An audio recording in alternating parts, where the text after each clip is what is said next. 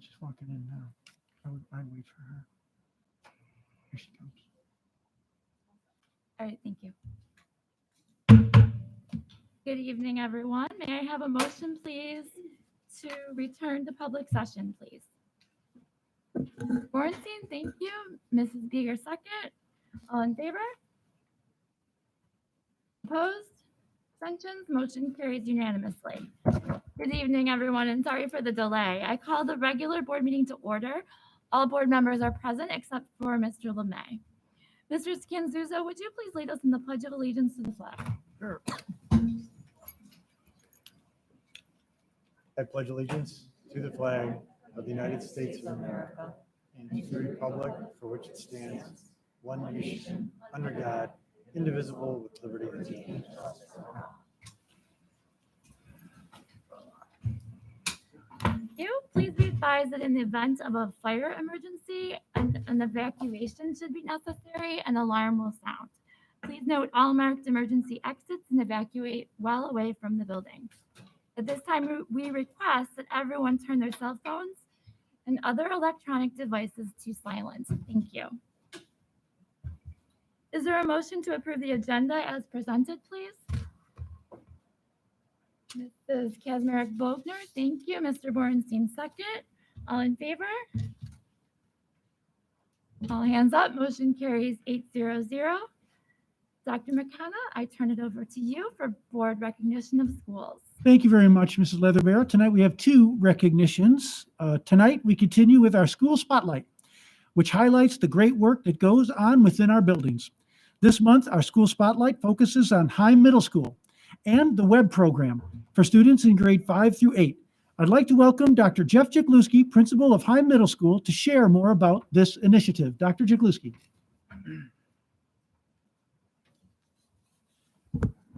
Good evening.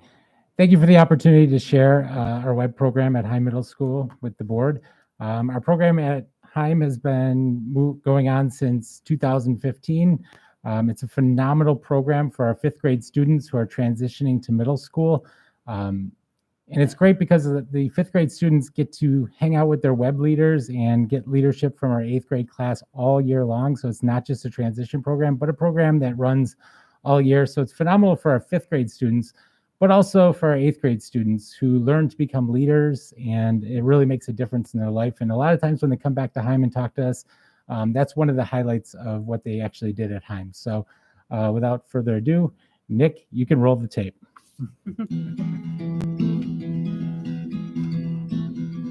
WEB is a program where we raise up leaders. It stands for Where Everyone Belongs. It allows our 8th grade students to invest in our incoming 5th graders and help them transition into middle school. We have our 8th grade leaders try to have monthly meetings with our 5th graders. It can be anything such as community circles where they form security and ask questions about what's going on in our 5th graders' lives. It could be activities that are often physical. It can be something as simple as placing words of encouragement on their lockers. But overall, just having that continual communication from our 8th graders to our 5th graders and to grow in their relationships.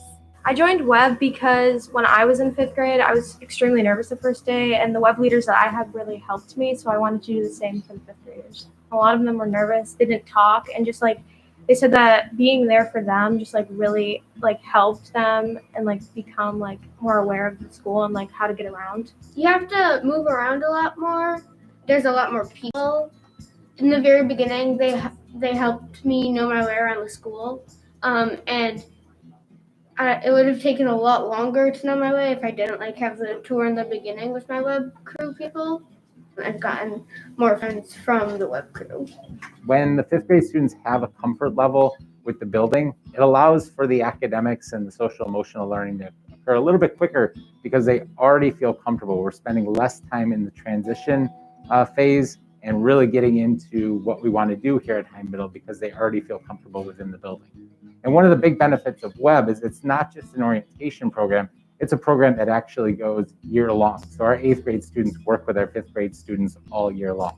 For the 8th graders to be web leaders gives them an opportunity to practice their leadership skills, do some planning activities, and kind of go through the process of collaborating and cooperating with another person. And it gives them a chance to see themselves as a leader as they mentor and kind of provide assistance and relationships with the younger students. Oftentimes during our application process, our fifth graders who then transition to eighth graders are referencing their fifth grade year and saying what a difference their web leader made in their lives, the connections they had, and that they want to do the same for the fifth graders when they're eighth graders. I joined WebCrew to help fifth graders adapt to a new life environment and format of school. I remember when I was in fifth grade, it was like completely different from elementary school. Like everything was new. So it really helped me. It's been a very difficult year for many of our students with different models of education, and we have kids that are leaders that are in school. We have kids that are leaders that are at home as well. We're always incredibly proud of the students that join our web crew because we certainly see the benefits of our fifth graders. And I know every one of the fifth grade students appreciates what the eighth graders do for them.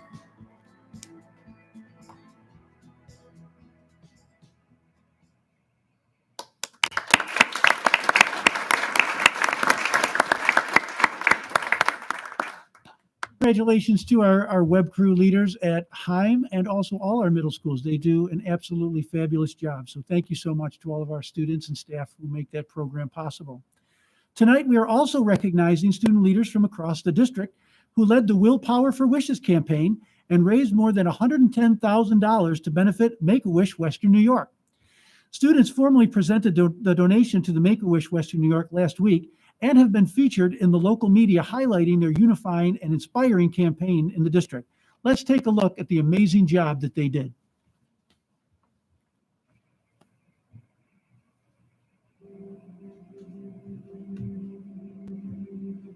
Good afternoon, everyone, and thank you for joining us as we celebrate the accomplishment of our student leaders who led the Willpower for Wishes campaign and raised $110,000.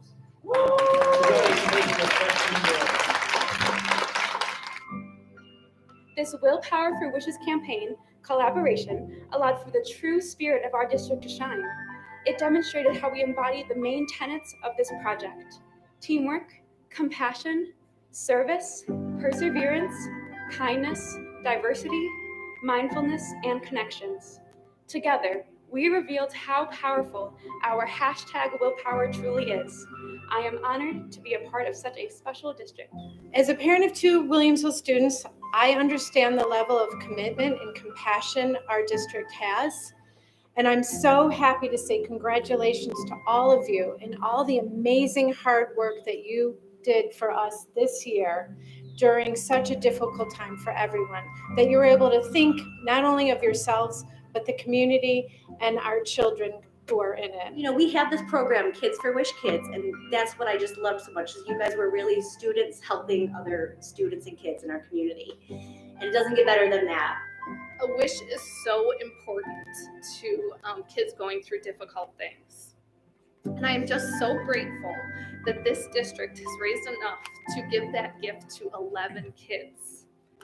We don't know, but we know they're going through something difficult, and we know that they need to be built up right now, and they need to be shown some love, and it will make a difference. Behind every amazing student that has contributed to the success of this program, there is a team of amazing staff who have guided and modeled what leadership and service looks like. These are the skills that our students will carry into the future.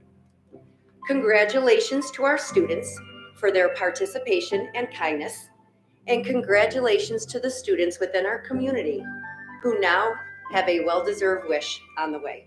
The impact it has on these wish kids like myself is astronomical. It is absolutely amazing. So I'm forever grateful for everyone who has made this happen. And it was very, very special, and it's going to change the lives of a lot of kids through Make-A-Wish. But all of us who participated in this will also never be the same, because we'll always have that spirit inside of us to help and to do more for others.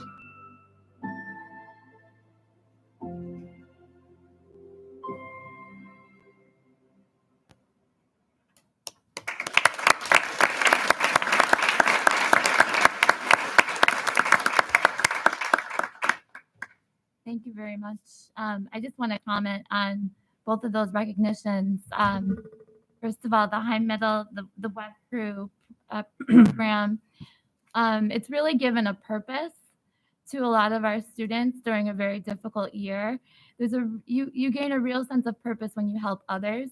And I can speak personally within my family. I saw my own 8th grader who was a part of Web Crew planning a bingo activity during Thanksgiving, because each month they were tasked with coming up with some kind of activity to do with their 5th grade webbies or web recruits. So I'm just really grateful for that. That's such an important message to teach our children from a young age to look outside of themselves, because it's very easy this year for us all to look inward and look at what we've all lost or what our children have lost. But when you help someone else, you help yourself. And we saw that through the Make-A-Wish campaign as well. And I want to thank you, Dr. McKenna, for your leadership on all of that. I also want to recognize 3 of our board members who this will be their last night serving tonight. Mr. Eric Borenstein has had 3 years of service on our school board. Mr. Mecca has had 6 years of service on our board, including being vice president from the year 2016 to 2017. And Mr. Sean LeMay, who unfortunately can't be with us tonight due to a family emergency, has 6 years of service on our board, including being vice president in the year 2015 and 2016, and president from 2017-18 and 2018-19. So I want to recognize all 3 of you gentlemen. It's been a pleasure to work with you, and I wish you all the best. Thanks.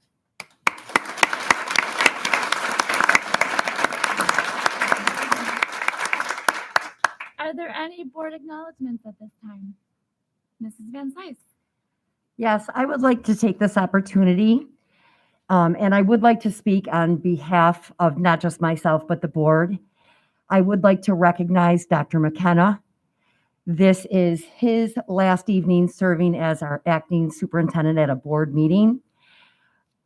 I can undoubtedly say, without him, our district would not be where we are today.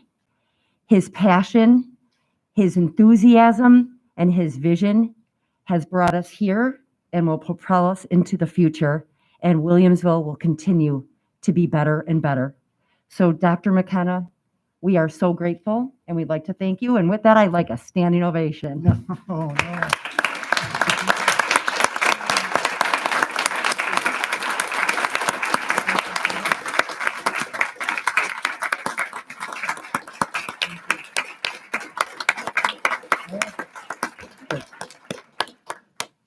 I just got to say thank you to everybody. It was a true team effort, that is for sure. You don't do anything by yourself, and I learned that big time this year. And but thank everybody for coming on board, being part of the team, and making so many wonderful things happen this year.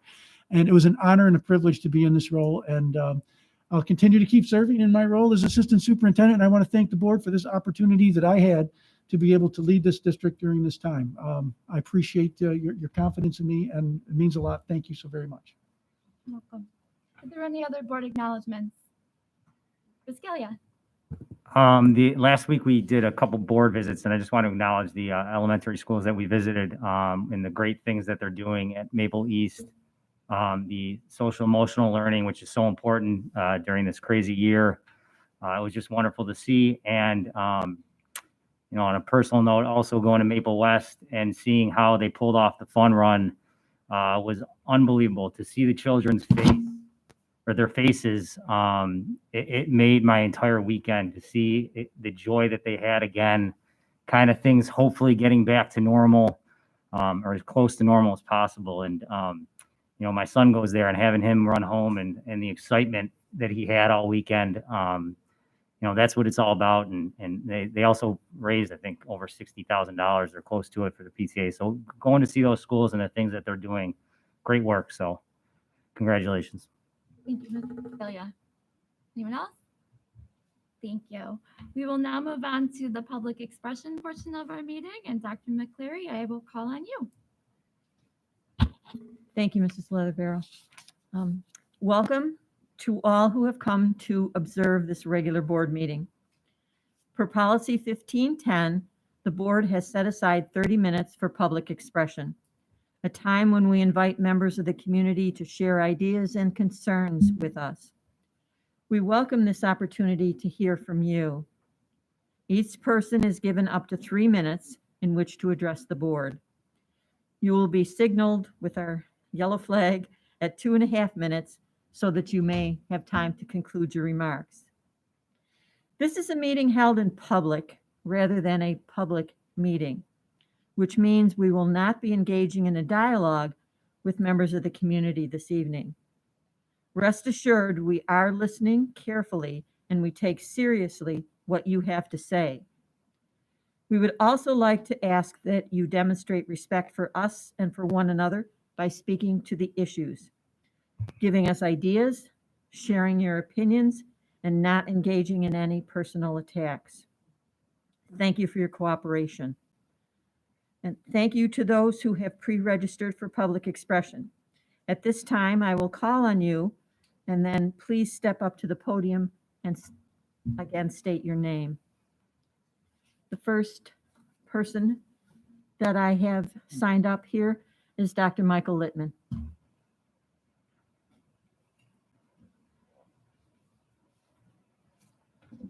Thank you. I'm Michael Littman.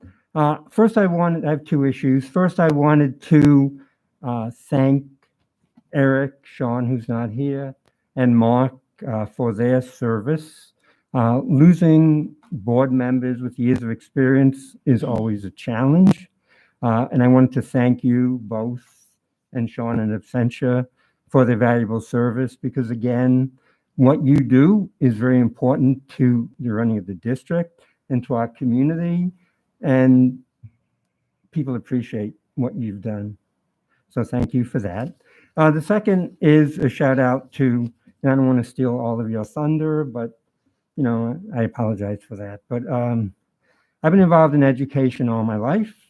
The greatest contribution you can make in our society, in my mind, is to be involved in education, making a daily difference in the lives of our greatest resources, our children. The impact of teachers is endless. I found that as a high school teacher and coach in my years at the college level. I congratulate all of the tenured teachers who are here tonight, who have been successful in the past, who are successful now, and I'm wishing them the brightest future. I would especially like to remind everybody to keep up their passion for what they do. And I would especially like to congratulate my former student, Anthony Scanzuzzo, for his success in the education in our district. And thank you. Thank you, Dr. Littman. The next speaker is Brooke Schwendner.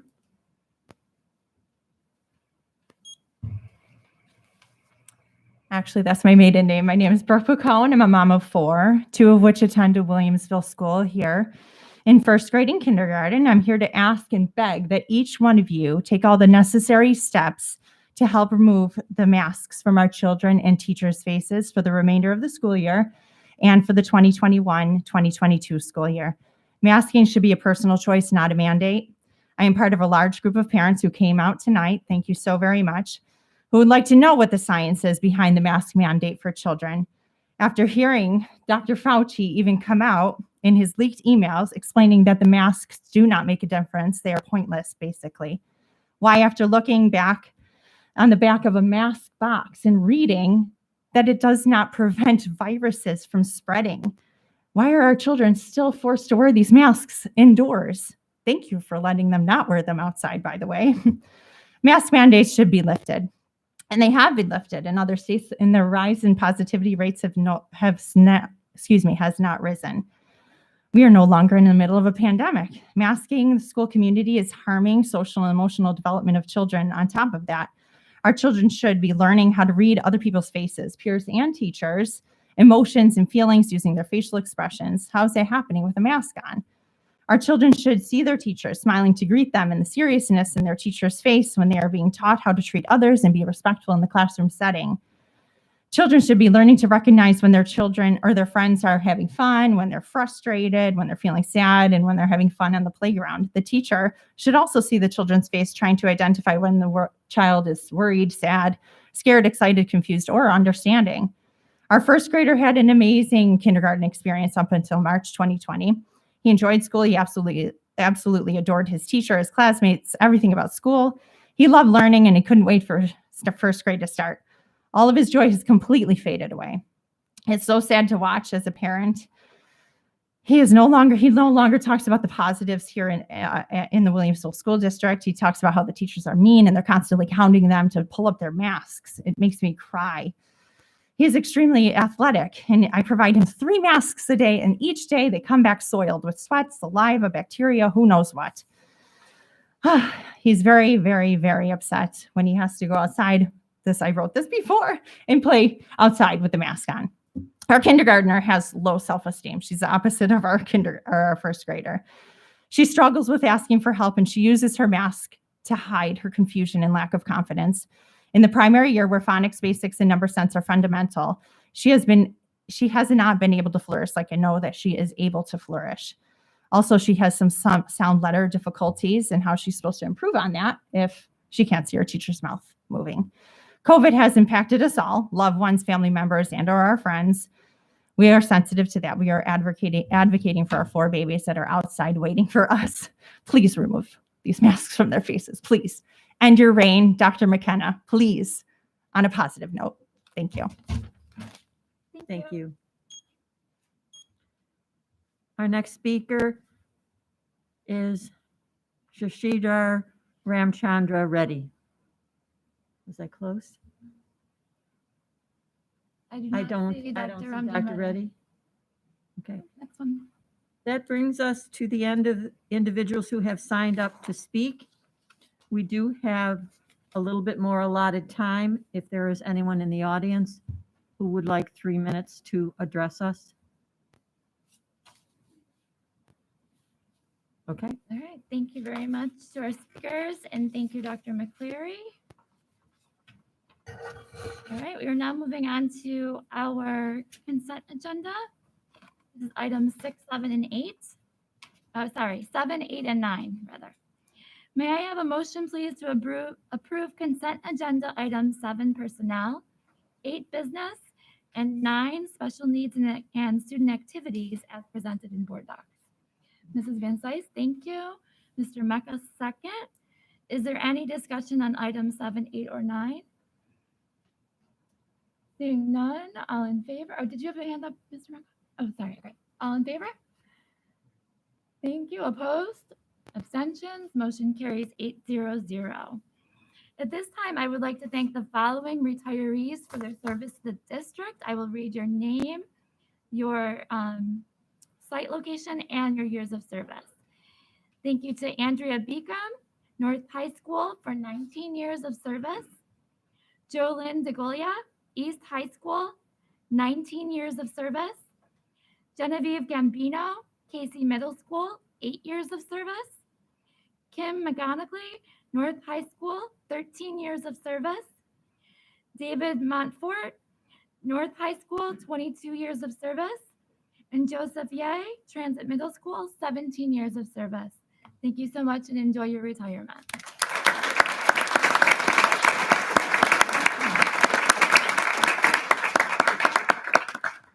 Now for a very exciting item, we are moving on to item 10, which is our tenure recommendations. Is there a motion, please, to approve the tenure recommendations as presented? Mr. Mecca, thank you. Ms. Kazmarek-Bogner, second. Is there any discussion?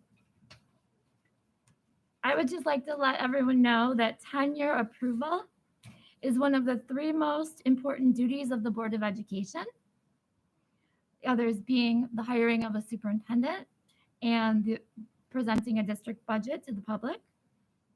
The board has had the opportunity to review the written recommendations provided by Dr. Balin and the building principals on all tenure recipients. Receiving tenure is a great honor, and with great honor comes great responsibility. Please continue to have passion, as Mr. Lippman said, for your job and for our students. And please take care of them throughout the day as we as parents entrust them into your care. Thank you so much. On that note, all in favor? All hands up, motion carries unanimously. Let's first give our tenure recipients a round of applause. I'd like you to please stand.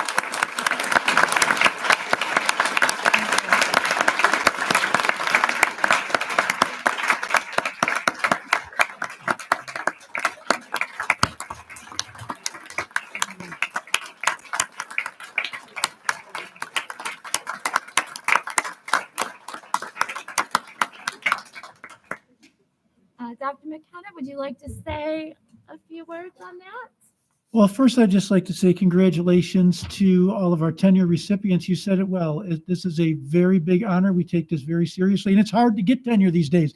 Everybody that earned it, earned it. You went through a great deal, and I know that you are here today because of the outstanding work and the exceptional service that you have given to our students and to our district. So congratulations today. I also, I'm going to have each principal come up quickly, and they're going to introduce the people from their staff, and the principals will say a few things as they introduce them. So first up is Andrew Bowen from Country Parkway.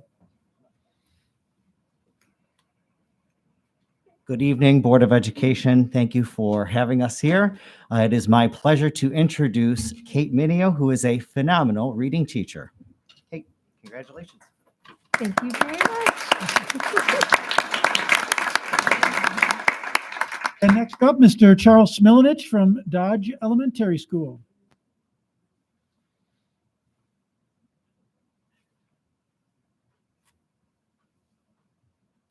Good evening, Dr. McKenna and Board of Education. Today I have three ladies with me that are being granted tenure, and they are Erica Shaw, who is a reading specialist, Lindsay Hawker, who is a special education teacher, and we have Lauren Metzen, who is an English of a second language teacher in ENL, and they're going to say a few words.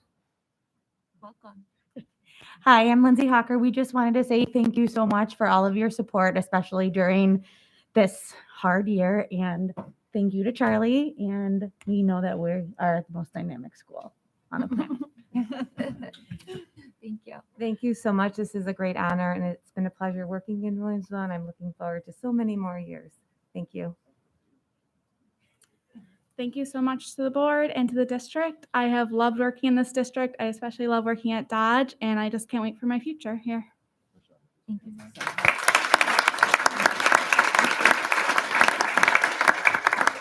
I'd like to introduce Mrs. Kate Wendling, and she's from Forest Elementary School.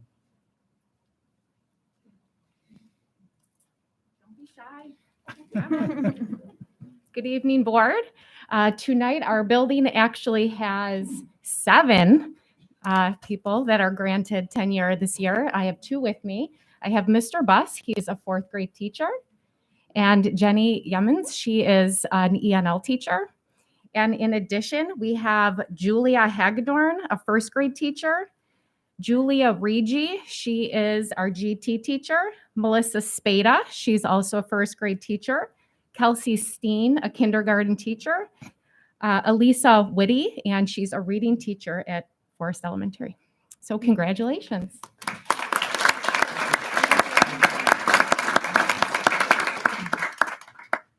Next, we have Dr. Bonnie Stafford. Is Bonnie here tonight? That would be me tonight. Oh, okay. Dr. Balin. Good evening, everyone. I have the great pleasure of bringing up to the podium Bradley Biter, a wonderful ESOL teacher from Heim Elementary. Bradley. I just wanted to thank the board and the district for offering me this opportunity, and I look forward to the many years to come. So thank you. Welcome.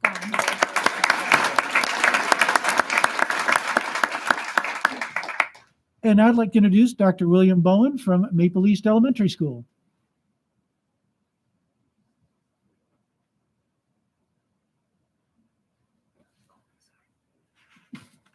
Good evening, everyone, and thank you, Dr. McKenna. I would like to share with you the good news of Rebecca Milne and Katie McFarland. Rebecca teaches 4th grade and Katie is ESOL, 2 outstanding colleagues at Maple East Elementary School, and congratulate them on achieving tenure.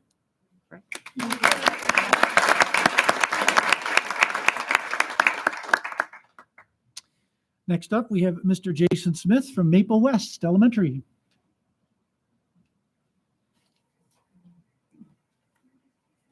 Good evening, everyone. Thanks for the opportunity to be here tonight. I would like to introduce Emily McMahon, an incredible first grade teacher at Maple West.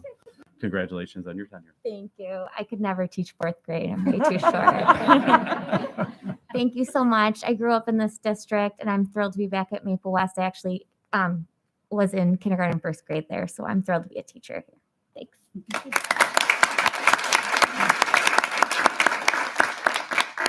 And next, I'd like to introduce Mr. Peter Dobmeyer from Casey Middle School.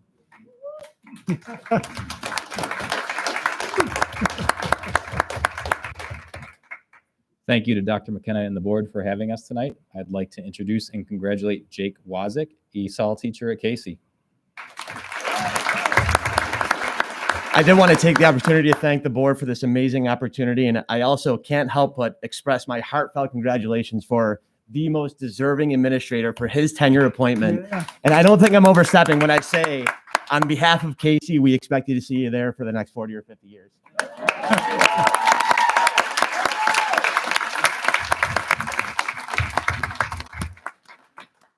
Mr. Michael Calandra, is he here? I've not seen Mike. Oh, there he is. He's hiding behind the, whatever this thing is here. Thank you, Dr. McKenna and the Board of Education for honoring two great teachers that I have the fortune of working with every day. Miss Jenna Wilson, who is a reading specialist, and Mrs. Megan Quino, who is a fifth grade teacher. They worked very hard for this honor and well-deserved ladies. And I'm going to miss working with you next year. Thank you. Thank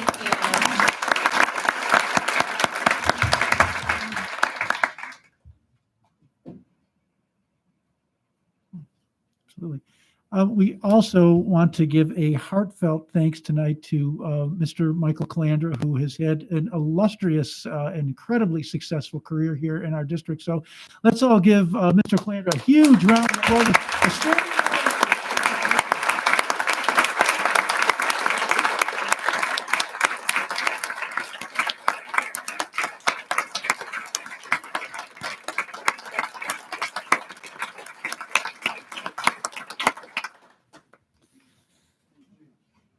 Yeah. No, but Mr. Calandra has done an extraordinary job. There is no question. You will be, but we wish you the very best, Mike. You deserve it. Next, I'd like to introduce Dr. Daniel Wall from Transit Middle School.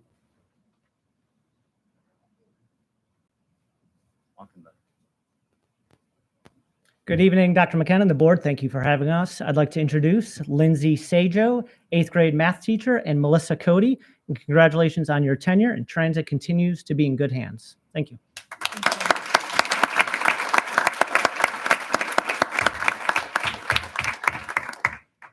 Next, we have Mr. Brian Swatland from East High School.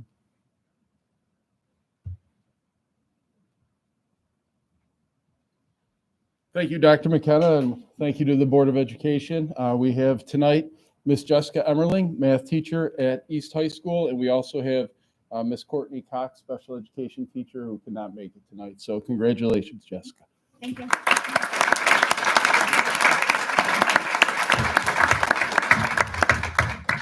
Next, please welcome Mr. Robert Caniglio, principal of North High School.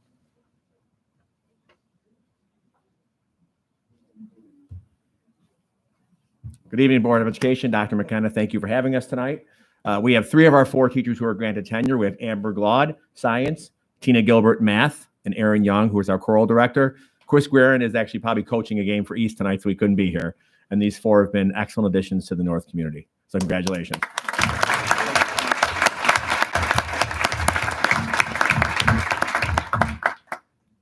Next, please welcome Mr. Keith Boardman, principal of South High School.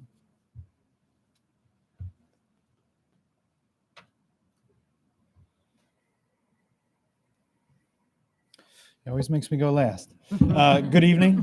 Thank you for having us. We are very proud to have 3 teachers achieving tenure tonight. We have Liz Lonnie Manley, who is a school counselor. We have Dawn Robertson, who is a business teacher, and Allison Perino, who is a math teacher.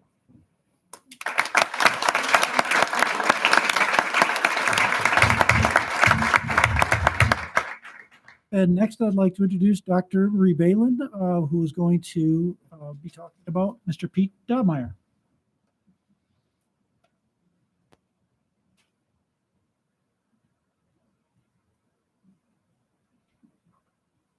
Good evening again, everyone. It is truly such a great honor. And as you can see, the enthusiasm is so high in this room, and rightfully so. What a great pleasure to be able to honor all of our wonderful teachers and professionals this evening with their tenure. And last but not least, and I know we have one more, well-deserved, I'd like to honor Pete at this time. Mr. Dobmeyer has done truly an outstanding job. His focus is always on students first and people first. And I think that is a true testament to the educator and professional that he is. We got to see for ourselves some of the work that Casey was doing and the work of SEL. And honestly, it does not cease to amaze me each and every time I have the opportunity to be with Pete, or he's with us in our meetings, the impact that he leaves on all of us as colleagues and on the Casey community. Really, it's very difficult to put that into words. A tremendous honor and truly a well-deserved recognition. And Pete, I'm so proud of you, and we are so happy that you are part of the Williamsville team. Congratulations. Thank you, Dr. Balin. Thank you.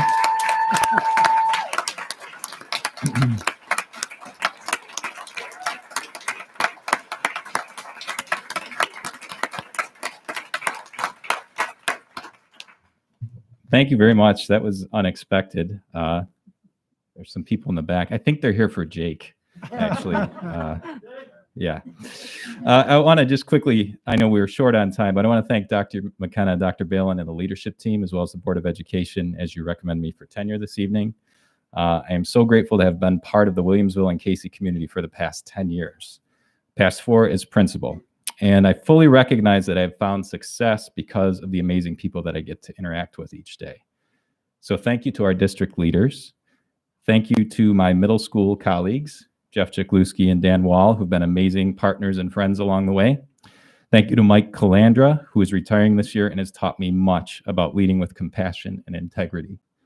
To Mr. Ryan Harding, assistant principal, for his positivity, his willingness to tackle any challenge, and his steadfast belief in the potential of all of our staff and students. He has taught me more than he realizes. To the staff and faculty of Casey Middle School, amazing educators and human beings who have become my second family. To my own family for their patience, support, and unconditional love. And lastly, to the amazing students and families that make up our Williamsville community. It is because of all of you that I am here tonight. Thank you, and I look forward to continuing our work together.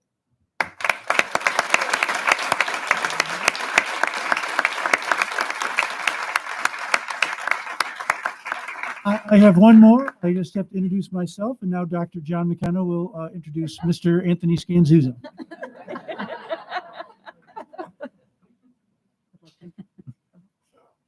I'm having fun tonight in my last day as superintendent. It is my honor and my privilege to introduce Mr. Anthony Scanzuzzo and for his tenure this evening. He is our assistant superintendent for special education and special services. He has done a truly outstanding job rejuvenating his department and taking it to a whole new level. He has brought people together in a spirit of teamwork, cooperation, collegiality, has just done a masterful job. He has done an exceptional job this year leading our COVID-19 safety plan protocols and procedures. It is a yeoman's task. What he had to do this year was lift mountains. I mean, when you think about all of the safety protocols, procedures, and plans throughout our district, this is the guy that did it, and he did it tirelessly, and he did it outstandingly. Most importantly, though, Mr. Scanzuzzo is a fierce advocate for his students. I have seen him fight tooth and nail to make sure that his students get everything possible, and it is impressive to see how he has gone above and beyond to make sure that the special education students in this district get everything that they have coming to them. So I am very proud to say, Tony, congratulations on well-deserved tenure.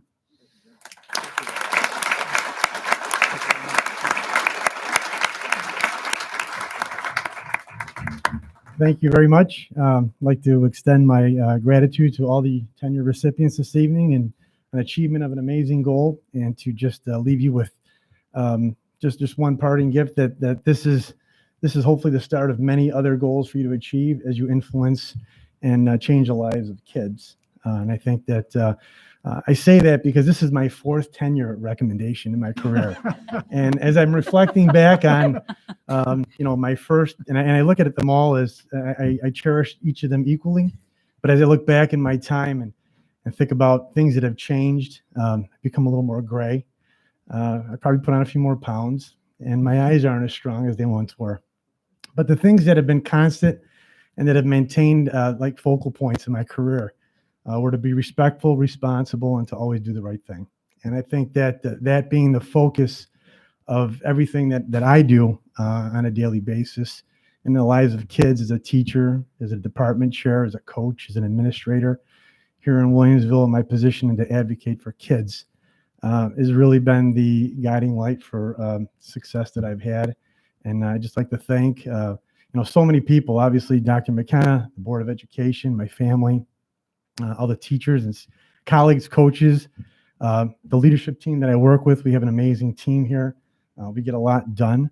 And it's because of the collegiality and respect that we have with one another, where we're able to maybe not always agree, but it's never personal. It's always professional.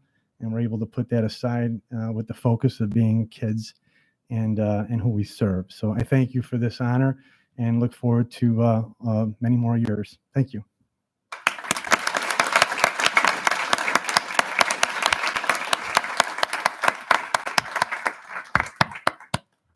Congratulations, everyone. At this time, I would like to recess the regular board meeting to hold a brief reception, including cake, for the retired board members and the newly tenured staff members. This will be for approximately 20 minutes. All right. Thank you. Again, I think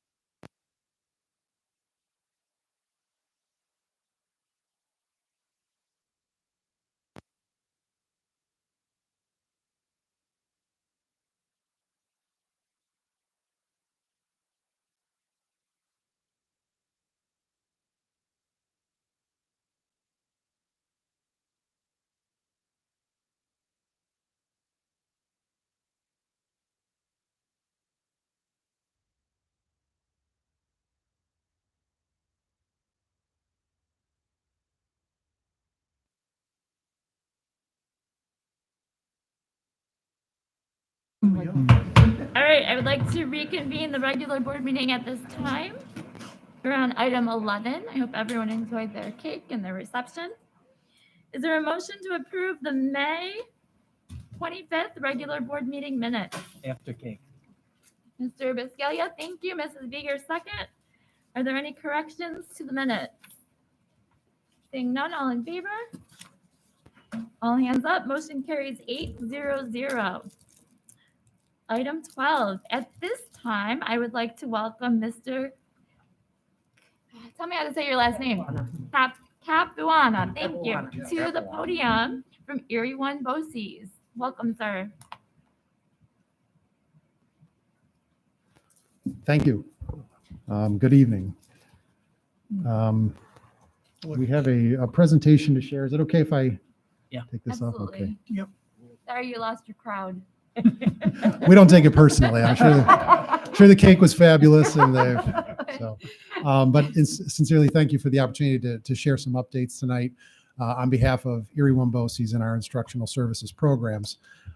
So we appreciate the opportunity. Oftentimes we have the chance to present to Board of Education and to our district partners within Erie County regarding all of our programming and all of the connections and opportunities that we're providing for students from across Western New York and in Williamsville as well.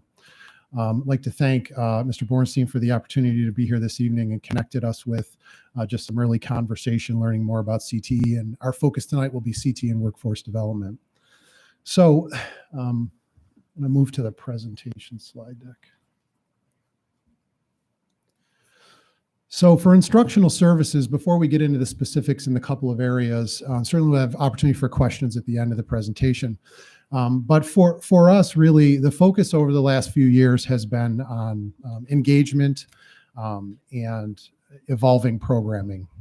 The programs at Erie One across instruction within career and technical education, workforce development, alternative education, and special education have truly evolved over the years as a result of the needs of our students, our component school districts, 19 within Erie One BOCES that we support, along with the community and our partners in education across Erie County. Those partners in education include business and industry and post-secondary education, along with our school districts, our families, and the community. Programs have also evolved significantly as a result of really the interests of our students, which have changed over the years. And in particular, this evening's focus is on career and technical education and workforce, where those programs align very much with the needs of industry. When we talk about college and career readiness, what we do at Erie One BOCES is very much focused on college and careers. And I think over the years, that has also evolved to have more opportunities for that college pathway or immediate career pathway if students choose to select that. And certainly COVID has been a challenge for us as it has for all of the school districts. But our teachers, our faculty, staff, our school leaders have done an incredible job in continuing programming through these very challenging times since last March. And we're moving towards, hopefully, a bit of normalcy in the fall as we close out this school year. And really, the other piece I would just accentuate up front is the rigor of our programs. That has changed over the years as we have embedded college credit, integrated academic opportunities for students, high-end programs in terms of honors level students like our New Visions programs, which Ms. Troutman will share a little bit about. But ultimately for instructional services, we have the three divisions that you see there. We serve 5,000 students annually, K-12 and adult learners. 9 different locations across Erie County, 30 different itinerant locations within the school districts, the components across Erie One BOCES, and again, the 19 school districts within Erie One, in addition to those that come sometimes for programs from Orleans, Niagara, or Erie 2 to our career centers. So with that, I'm going to turn it over to Anita Troutman, our Director for Career and Technical Education. She'll share a little bit more information on CTE.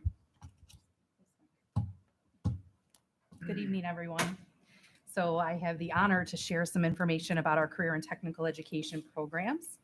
So let's just get right to some of the numbers that we have. So we have 3 CTE centers located across Western New York. We serve approximately 2,400 students, and actually our incoming enrollment for the upcoming school year puts us over the 2,500 student mark, which is really impressive for us. We service the 19 component districts, but we also, as Mike shared, we do provide services to some students in Orleans, from Orleans, Niagara counties and or the Erie 2. So Orchard Park, Iroquois School District, and sometimes down into Lakeshore also come to our programming if it's not available for them through their programming at Erie 2. We do have 33 different programs, 27 of them being our New York State approved CTE programs. I'm just going to jump to that slide so that you can see that as I'm speaking. So these are our 27 programs we have. In addition to that, we also have 3 New Vision programs, which I will get to, and our 3 PTECs, which I will also get to. Of our New York State career and tech programs, and those are listed there for you. And as a side note, we have folders for you with all this information, so we'll make sure that you get those before we leave today. 99% of our students graduate high school, and on an average, 99% earn 7.5 credits. 98% of our students are either going on to college, employment, or the military. 74% are earning the technical endorsement, which gets you the 2 points on your ESSA scale. And also, believe it or not, this is the hidden gem that Mike talked about how our programs have evolved. 62% of our students do go on to college. So all of our programs that are approved through New York State have the minimum of 6 college credits, and some of them upward to 24 college credits. So almost an entire year can be completed depending on the CTE program that they're choosing. So currently for Williamsville, we currently educate 181 of your students this year is what the enrollment is. So that's about 10% of your 11th and 12th grade population of students. So this here is just a little snippet, just as an awareness that we have successfully implemented we have 3 actually PTEC programs. So PTEC is a 9 through 14 model. So students and districts that participate in that PTEC programming, the students gain their Regents diploma. They start taking college coursework in 10th grade, and they move on to Erie Community College, either the South Campus or the City Campus. As they leave high school, they stay on school rolls until year 14. So they're actually on your school foundation to year 14 while they're still a college student. So it shows here we have 2 of them right now. We have the automotive trades, and we also have the construction trades, which is our newest. And these are just a showing of our biggest business partners supporting these programs.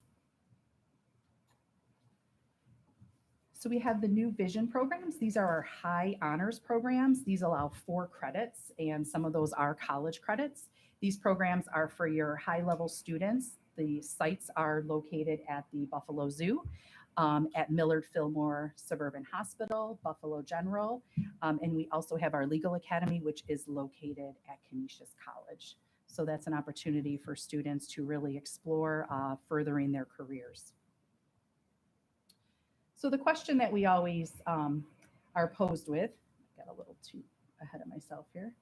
Let me just go back one, is why career in tech, and what does CTE do for your students? So the message that we really like to put out there is that in career in tech, it's really a collaborative mindset about networking. And for those of you that have ever visited our campus, or if you want to visit our campus, we're happy to have you.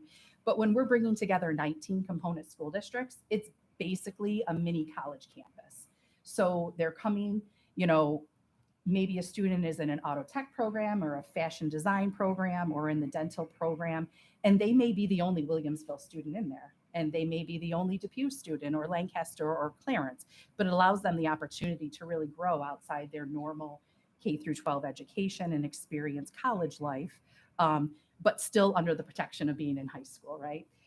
It also allows students to really focus on their interest alone, because they're like-minded, they're choosing a program for a specific reason, they're choosing that interest. That allows for a lot deeper conversation and a lot more rigorous instruction. And there's always new challenges and lots of creative problem solving happening, because they're continually working with their minds all day. You're taking things apart. You're getting the highest you can on Bloom's taxonomy in any of your programs that you're entering. So as I spoke to the 27 programs that we have in Career and Tech, they are all New York State approved, which means that students do have the ability to pick up a third year academic credit in math or science, or a fourth year ELA credit if they needed that. The students also, or the programs also provide the 4+1 pathway for graduation. All of our programs are tied to a national assessment, not a local Regents exam, but a national assessment. Our programs all require the advisory council participation, and we have over 3,000 business partners across Western New York. We also have an executive administrative advisory council, which really is hosted by the NFADA, which is the Niagara Frontier Auto Dealers Association, representing 187 local dealers.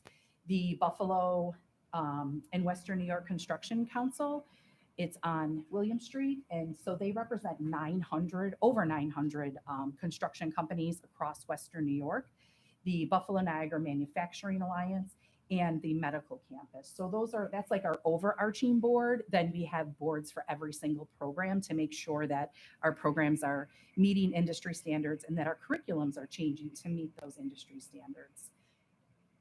As an awareness, when we go back to the number one, which is the integrated academics, every 5 years, our programs go through a program approval process. And at that time, we invite in math, English, and science teachers from our component districts to review our curriculums, look at the standards that we've identified in those areas to ensure that we are providing those commencement levels.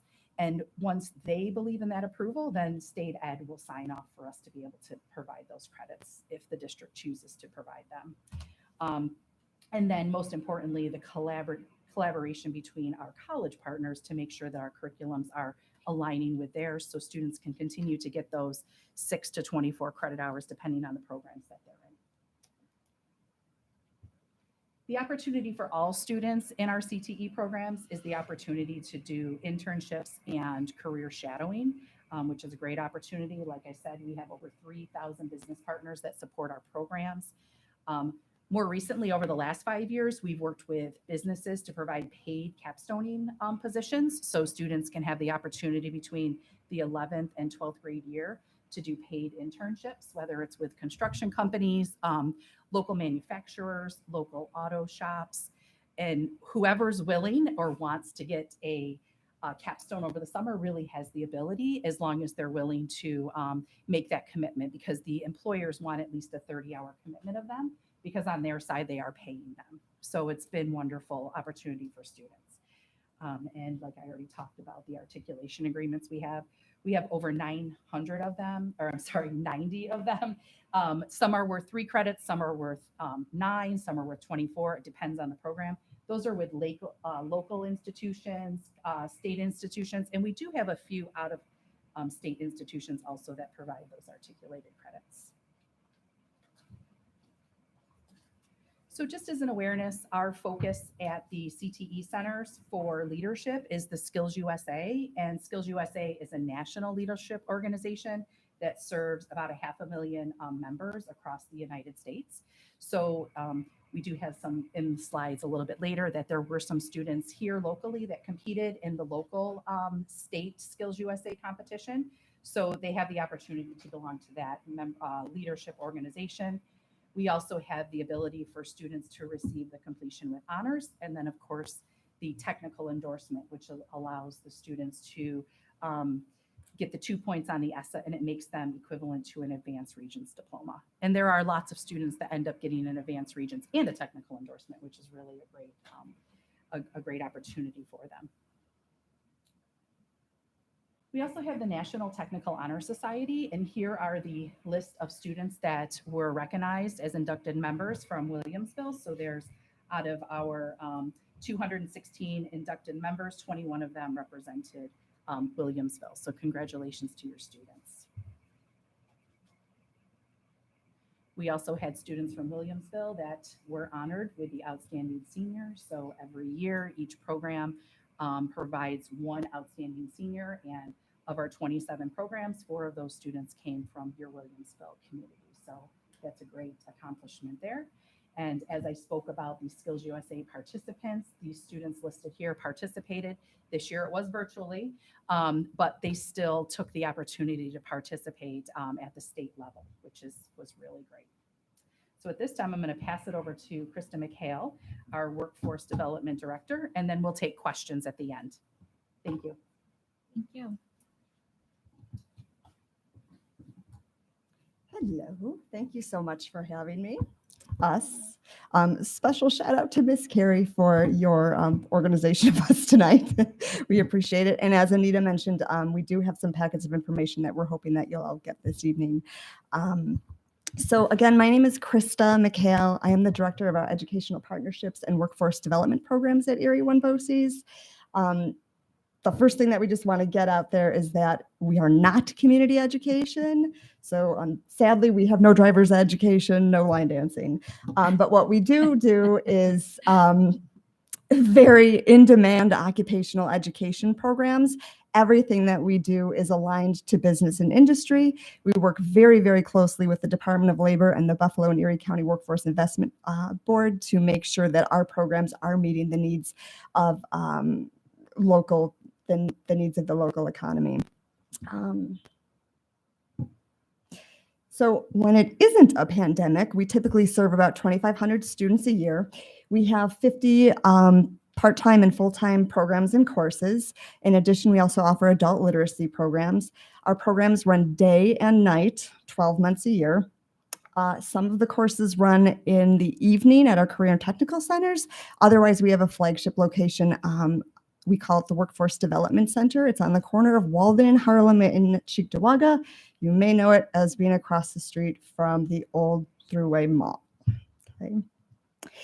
We have three main areas of training that we refer to as our full-time programs. These are anything that is over 100 hours and leads to direct employment. So the first area being trades and manufacturing. You can see the programs listed here. I'll just emphasize our electromechanical maintenance program as one of them.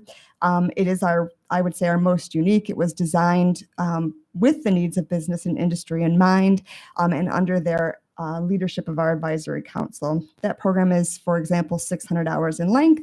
It takes 5 months to complete, and at the end of it, it's basically guaranteed jobs with the likes of the NFTA or CalSpan, starting at $22, $25, $27 an hour plus sign-on bonuses at base pay levels going from there. So they're very, very good jobs that we are training people for in these areas. Some of the other examples you see there, we have your standard building trades, CNC, electrical, HVAC, that sort of thing. Our other strand is our health and medical programs, certified nursing assistant, phlebotomy, licensed practical nursing being the most popular of the programs that we serve in this area. We generally train about 200 licensed practical nurses a year. We are recognized by the state as being one of the leading programs, and that our pass rate for the program is on average between 90 and 95% a year. We just completed a graduation class a few weeks ago. We graduated about 112 students. We had 47 employers lined up for a virtual job fair, chomping at the bit to get these people when they graduate. Lastly, for the full-time programs, again, that lead to direct employment, are spa and salon programs.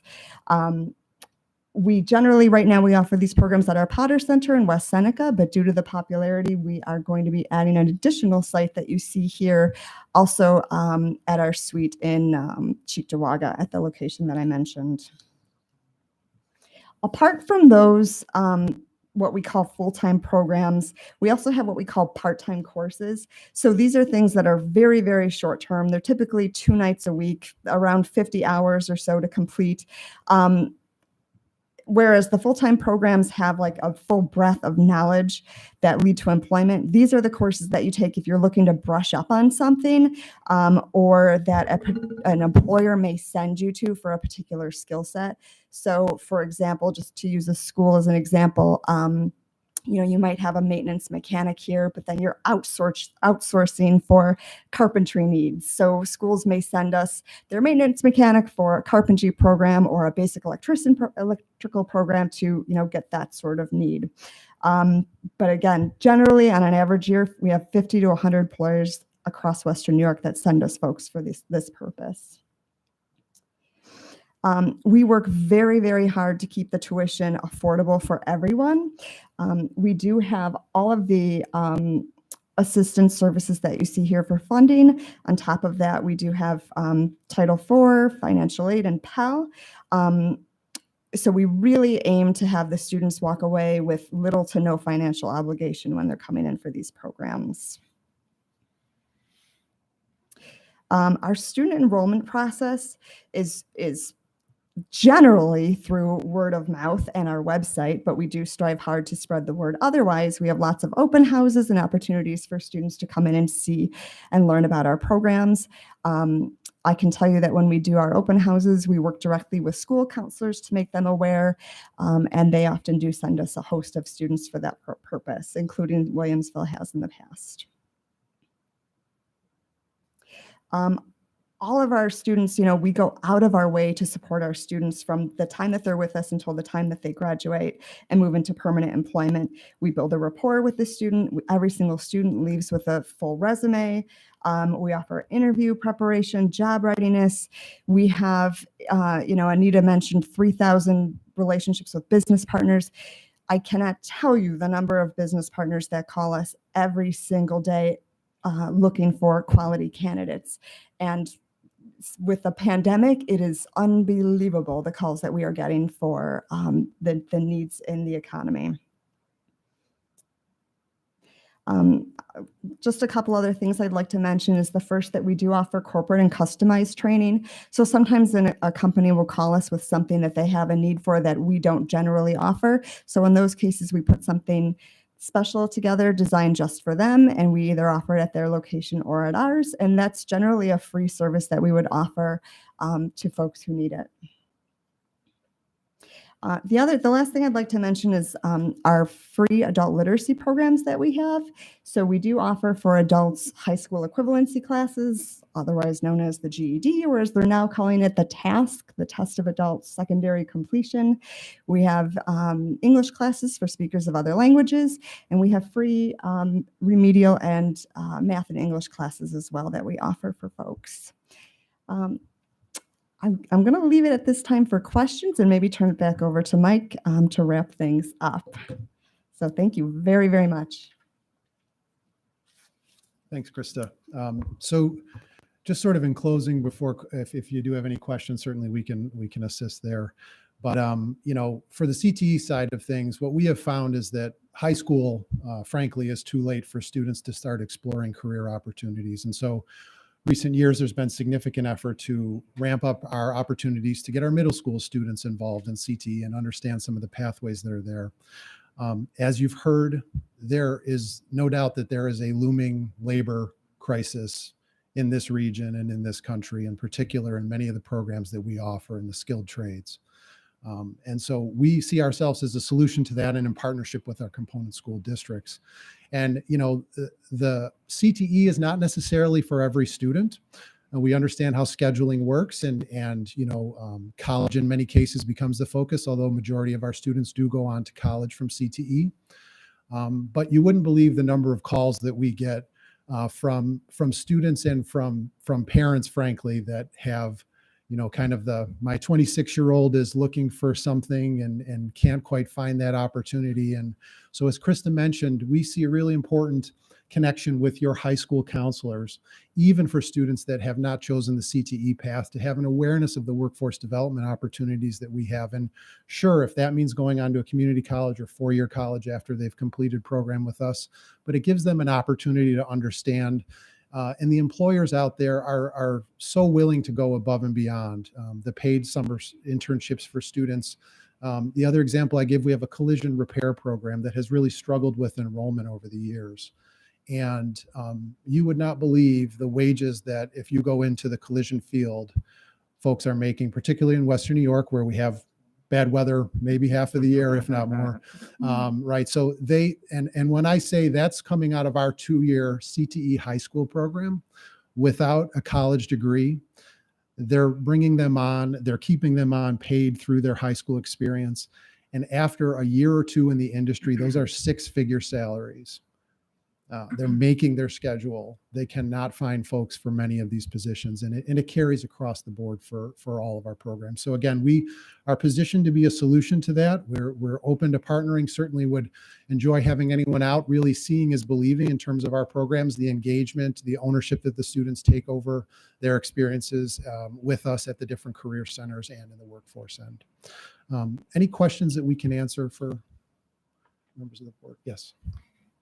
Thank you, Mike. Really impressive what you do and what you accomplish. So thank you for enlightening us. I'm just wondering, what can the district leadership do to help with your mission beyond what we're currently doing?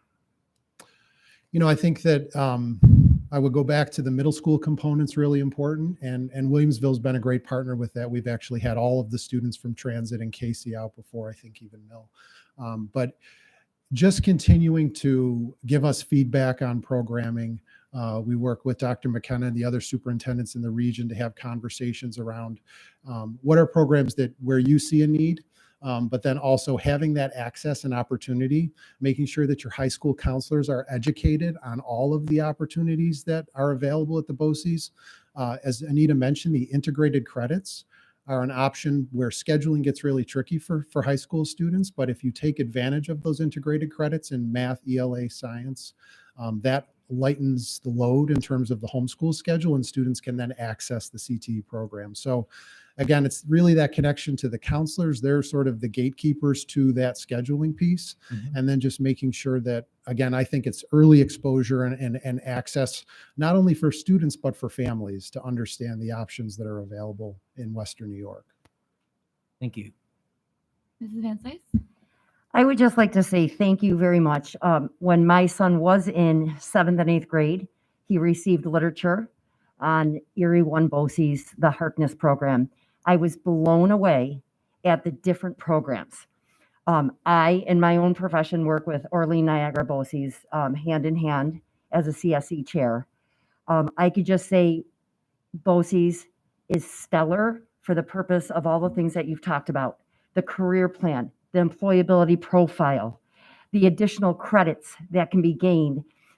It's an inclusive program that all students are allowed to do it, but it provides the most important thing also, that we're not only having career readiness and college preparation, but we follow the 4+1 that CDOS, which is Career Development Occupational Studies credential, is part of that pathway. And it allows many of our students to be able to graduate with a diploma through that pathway. So it's a phenomenal program. I'm blown away at how many different things that you offer. And I love the part that it's not just for our struggling students and special ed, but also our honors with the New Visions programs that you are offering too. So thank you for that. I think it's very, very insightful for all of us to see that you are basically an annex in addition to what we're serving with our students here. Thank you for your time. Any questions or comments on my left? I have sort of a comment / question, maybe more for the district. I guess I had no idea all that you offered. This has been extremely informative to me, and I'm an educator. I've had a child graduate from Williamsville North. I have one graduating this year, and I have one going into high school. And I heard you talk a little bit about how, the school counselors are able to sort of sell the program to parents. I feel like, in my perspective, our school counselors are so overworked with all the social emotional learning components that they deal with on a daily basis. I don't know how they have any time in their schedule to even get in the one-to-one meetings they have to do as a minimum, right, with your 8th graders and when they're about to exit high school. I mean, our classes are large, and we only have a few counselors per school. I guess I'm wondering, how do we get this information to parents? Because like having one in 8th grade that's going into high school, I don't know if I've missed memos or missed voicemails, but I'm just wondering, like, are only select groups of kids receiving this information? Because what you just shared is a different mentality and helps me to think of the BOCES program in a much different way than what I had some preconceived other ideas of what it really entailed. And to know that kids do have the option to go on to college, and many of them do. You had a very high success rate for students going on to college. I'm thinking of my own 8th grader who's already saying, I don't know if I want to go to college. I might want to do something else. And to say, that's okay. What would you like to do? And to be able to say, look at all these options. So I guess the question is sort of like, how can we better get this message out to our parents? I think being here tonight is a good step for that, but I just feel like we're missing the boat a little bit at the district level about how the information can be shared with parents. I think maybe Dr. Balin, you could speak about that. I could address it You as want to go well. first? Sure. I think it's the exposure at the middle school level to have kids go over in small groups and kind of see the programs is helpful. I also think it's really it's a mindset that needs to be changed. Yeah. From years gone by from maybe when I was in high school and I'm a dad and thinking the old Harkness program was what it was and it continues to be, which it's not even close to, as Mrs. Van Sice mentioned. It's amazing, and the mirroring of their ability to transfer skills that they're learning into the workforce is really like an asset and makes them so employable. And I think changing the mindset of our families to understand that these are other alternatives, very good alternatives for students from an educational perspective, is I don't want to say it's a tough sell, but it's something that we have to overcome. Right. And we do it. Our course catalog explicitly lists all the opportunities for kids when they're enrolling and getting their schedules for the years to come. So it's really all there for them. So. Okay. Yeah, you mentioned that the middle schoolers go. Do all the middle schools go? Go ahead, Mike. That was actually going to be a Yeah, question. go So I know working at Cheektowaga as well. Obviously, with the pandemic, it's been different this year. But I know I've been in the high school there and middle school, so any alternative program. But you used to do visits, and our students used to, a collective group of 8th graders used to come and visit. I mean, are you still planning on doing that past the pandemic? Having middle school, you're still carrying that on, correct? Yeah, so, all of we call it Taste of Tech for the 8th graders. And so we have some districts that choose to send their whole 8th grade Right. population. And that's where we see strong numbers of upwards of 30% of their 11th and 12th grade students coming to us. We have some who just send select students, that are kind of handpicked, which it's not giving everybody the exposure. What it's giving is the ones that mind shift that you speak of, right? Like the mind shift of, oh, this kid works well with their hands, instead of letting everybody experience it. It's the students maybe who have an IEP or a 504 or are beginning to struggle are allowed to come, and then others are not. So it just depends on where a district is and where that's at. Some of our districts do transition day, and that's from 8th grade to 9th grade, where they set up during Regents Week, and we send a whole team of teachers out. And it's not just BOCES, we call it the career centers, but it's also the district academy. So it's their health science academy, it's their tech academy, it's their music, it's their business academy. So it's a whole career fair, and we bring business partners. So, and the students all do hands-on skills, and not just BOCES, but all of the districts. So that may be something that's already happening here, and maybe you can be involved in that. Another great opportunity is bringing us to open houses when parents are here, so they can kind of learn more about us and allow them to have hands-on skills, but also give them the information about, we have a 99% graduation rate, 62% of our students are going off to college. If your son or daughter chooses welding and they choose to be connected with NCCC College, when they leave high school, they basically take 1 year at NCCC and have a associate's degree in welding fabrication. And then the students take and then continue on to Buffalo State into a business program. So there's like all these nuances that people just aren't aware of, because we have evolved over the years and become more rigorous. So we're here to support. Our teachers are willing to support. We have great administration that's willing to whatever the districts need, because that's our job as BOCES, is to provide services to the districts and serve as a offshoot, you know, like we're part of you. Yeah, I just because it's really invaluable, and I mean, to give you an example, I have a friend who I graduated and he graduated, same year, and he's a head mechanic and he's making over $200,000, and I guess I should have went that way, but I guess that's so. My only other question with the grade levels is I think it's hard, and I guess this is kind of a question for both our district and BOCES. It's just a lot happens when you're going from 8th grade to 9th grade, and I think families and the students get a little nervous and to no fault of their own, and I guess maybe is there possibilities of thinking at younger ages? I really like that open house idea, and I guess maybe that's a question for our district, but something at 7th grade or maybe midway through 7th grade. I just try to think of the steps that are involved, and you know what I mean. I agree with that because I'm thinking like I set up a one-on-one meeting with the 8th grade school counselor and with my daughter to help choose the courses, and I wish that this would have even been mentioned because I think she might be a strong candidate. Mrs. Van Sice, you have the question. So I will just share my experience. My children went through Casey, and my children went to take a tour. They were not hand selected. All the students went. They were given the brochure. It was brought home to me to view. I like the idea about going in person because you can sell a parent. If the child's not involved, you're not going to get anywhere with it.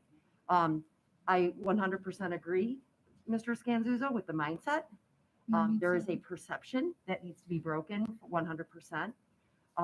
And so my children, both who were 4 years apart at our middle school here in the district, they did go and they were able to experience a glimpse of a day of what the programs look like so that they had that knowledge to come home and then share their excitement, or I was really interested in this and this is what they have. So I thought that was wonderful, and that's how I learned about what Erie One BOCES offers and was just amazed. One of the other opportunities that's there as well, post-pandemic and sort of typical for us is we run a middle school summer camp, week-long opportunity at Harkness and at the Potter Center in West Seneca, where students grades 5 through 8 can come in and take a week of, usually they pick 3 to 4 different courses, and it's a rotation opportunity. Parents have the option to come in for open houses. It's a very minimal fee for a summer camp, but just so we can pay our teachers and run the program. The other option as well is career exploration, which is our 10th grade program, where students can come in as a 10th grader and take elective credit, and they do 5-week rotations in a variety of programs at the Career Center. So it's built into their schedule. It varies by district to the extent to which districts take advantage and high schools take advantage of that, again, fitting it into scheduling. But as Anita mentioned, we're always willing to come to parent open house nights and have our information. Our website has, everything is there now. We've had to do our communication about programs and recruitment through online, because normally we'd have kids in. So, right, we have TikTok happening with teachers doing TikTok. I mean, that's the way to our students and to the point of the engagement piece, and the students have to have the buy-in. So as much as we do want to get messaging to parents, we want the kids to have that option to just have a chance, see if it's something that's a fit for them. One other piece that I just want to build off of Mike's saying is with the middle school students, we also do some opportunities called middle school mods. And I do know that Casey Middle does participate with the FACS teacher, and they do the cupcake wars. So our teacher comes over and collaborates with them for like 2 days on lesson planning, and then the students come over to the Harkness Center for the cupcake wars. So those are expanded to, in cosmetology, they're doing something with Van Gogh, right? Like they painted the art on the Starry student's Night, face, yeah. right? Was it Starry Night? Yeah. Okay. They've also done some airbrushing. So it's open to whatever CTE teacher you have in your middle school is willing to collaborate with us. So the art teachers, the tech teachers, the consumer science teachers, and even the health teachers to be able to do a little co-teaching and then bring the students to our campus. Thank you so much for your presentation. Mrs. Beeger, final question. Thank you. Thank you so much for this presentation. I learned so much from tonight, and going forward, following this presentation, I'm wondering if, whether it's our leadership team or maybe a counseling team, if people in the district can get together and look for consistency across all of our buildings so that If certain middle schools are visiting, perhaps we can ensure that that opportunity is taking place for all of our students. And I understand there's some special things, maybe in special departments and an art team at one school, or, I understand that. But just for the exposure of the opportunity, I think it's important that we ensure parents and kids are offered at least a consistent exposure of that, whether it be something that we put in place for that 8th grade conversation that a counselor has. Maybe that's one of the components of that conference, to make sure that this material is shared. The open house, whatever it may be, but just to ensure that all of our students know about these opportunities, because this really might be an exciting path for kids that might not be sure what the next step is in high school, and to see a list like this and know that there's a place they can go and get this experience and start this path might be really comforting and engaging for kids. So I'm hopeful that in our district, and I'd love to hear back on that, just what that looks like in practice and how we can implement that to ensure consistency across our schools. Sure, we can do that. We'll make sure we review with our leadership team and our administrative team. So I agree. There's so many possibilities here. There's any ways we can communicate, collaborate, and get the word out. We're certainly open to that. So I agree. We'll get together and we'll absolutely have those conversations. Thank you so much. Thank you. Thank you so much. And Thank you. for Have a good coming to our evening. meeting It was tonight. great. Take Thank care. Moving on to item 12B, which was the review of our board self-evaluation. I just want to thank all the board members for taking the time to complete it and for writing such mindful and reflective comments. In summary, there were 5 standards, 5 indicators per standard, similar to the New York State APPR document. Evaluation is accessible to everyone. We scored effective in standards 1 and 2, and highly effective in standards 3, 4, and 5. And if we break it down a little bit further with the 25 indicators, we scored highly effective in 15 indicators and effective in 10 of them. And so one of the purposes of us using this evaluation tool, which is called Super Eval, which is recommended by NSBA, is the improvement cycle is continuous, right? It's always a cycle. It doesn't just it's not linear. It doesn't start and end. It always continues. So we have in our system started the cycle already for next year. And so by us completing this board evaluation, it's actually step 1 of a process, because then we review the data, review the results, which we're doing right now, and then we use that information to help drive our business come next year. So we can use it to help us if we want to revise any of our board goals. We can also use it to identify areas of growth for when we have retreats. And I know we want to have at least 2 retreats next year. So I'm going to pause there. Does anyone from the board have any questions or comments that they want to make regarding the evaluation or the tool? All right. Thank you. I also want to say for item 12C, Mrs. Carey shared an idea recently that she realized other districts were doing this. In order to make it easier for parents and stakeholders to contact the Board of Education to send us an email, like right now, you have to go to the district webpage. You have to copy and paste all 9 of our email addresses and the superintendent if you wanted to reach all of us. And that's a little laborious, and I know some messages haven't reached myself and they haven't reached Ms. Kazmarek-Bugner because our names get spelled wrong and it bounces back. So I want to thank Mrs. Carey because she offered an idea which she researched. Instead of constituents having to email all of us, that we have one board email address. And several local school districts are doing this.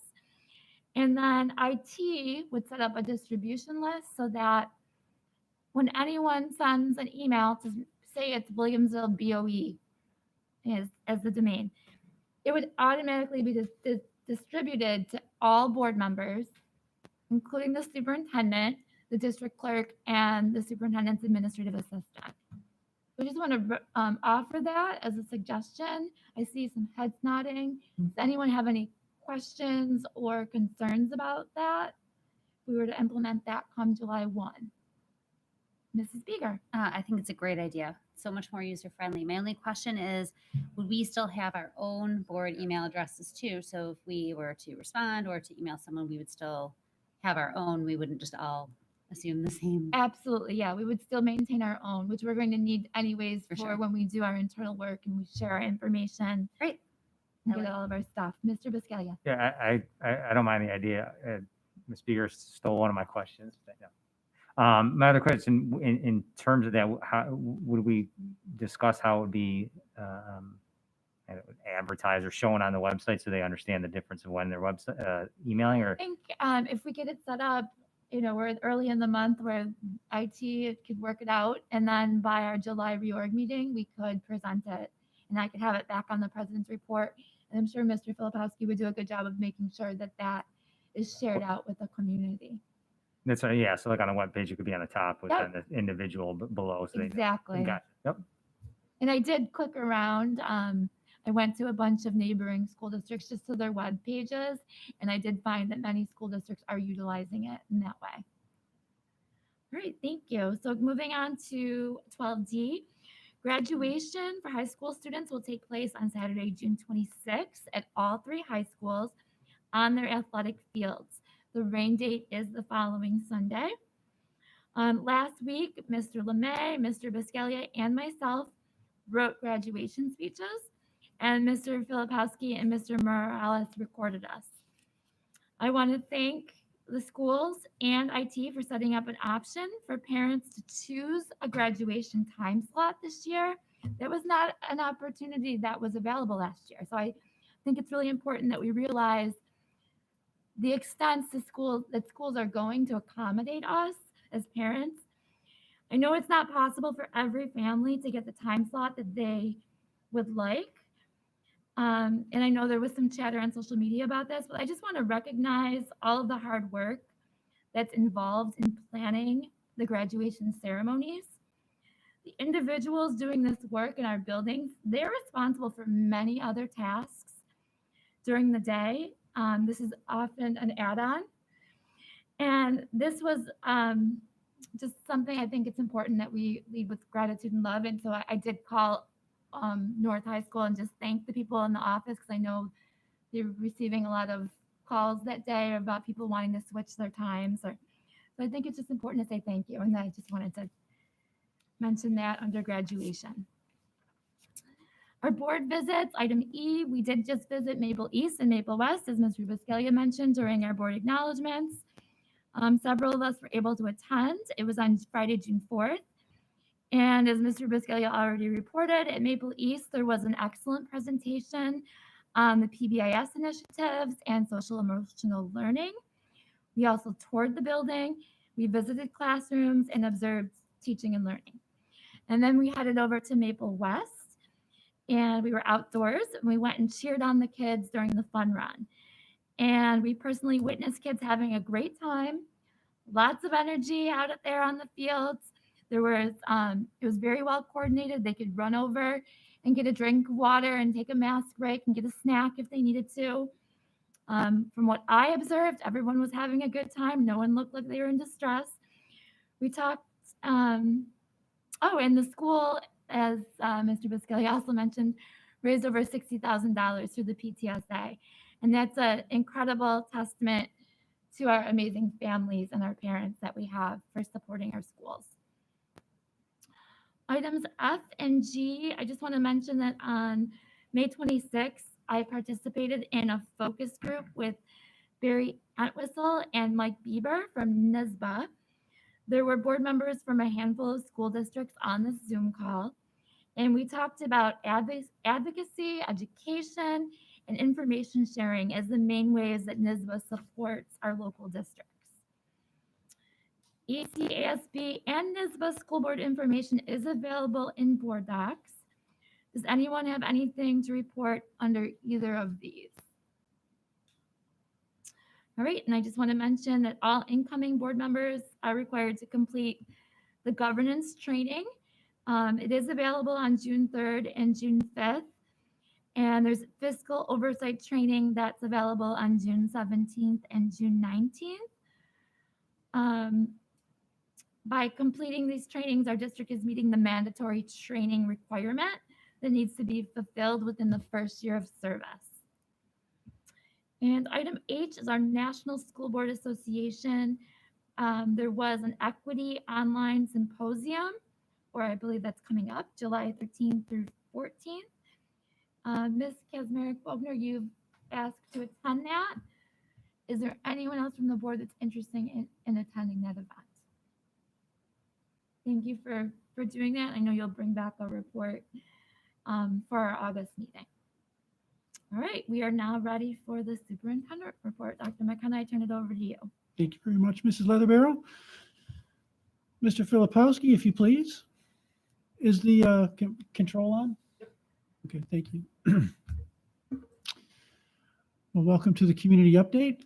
We have some updated mask guidance that we'd like to start with this evening.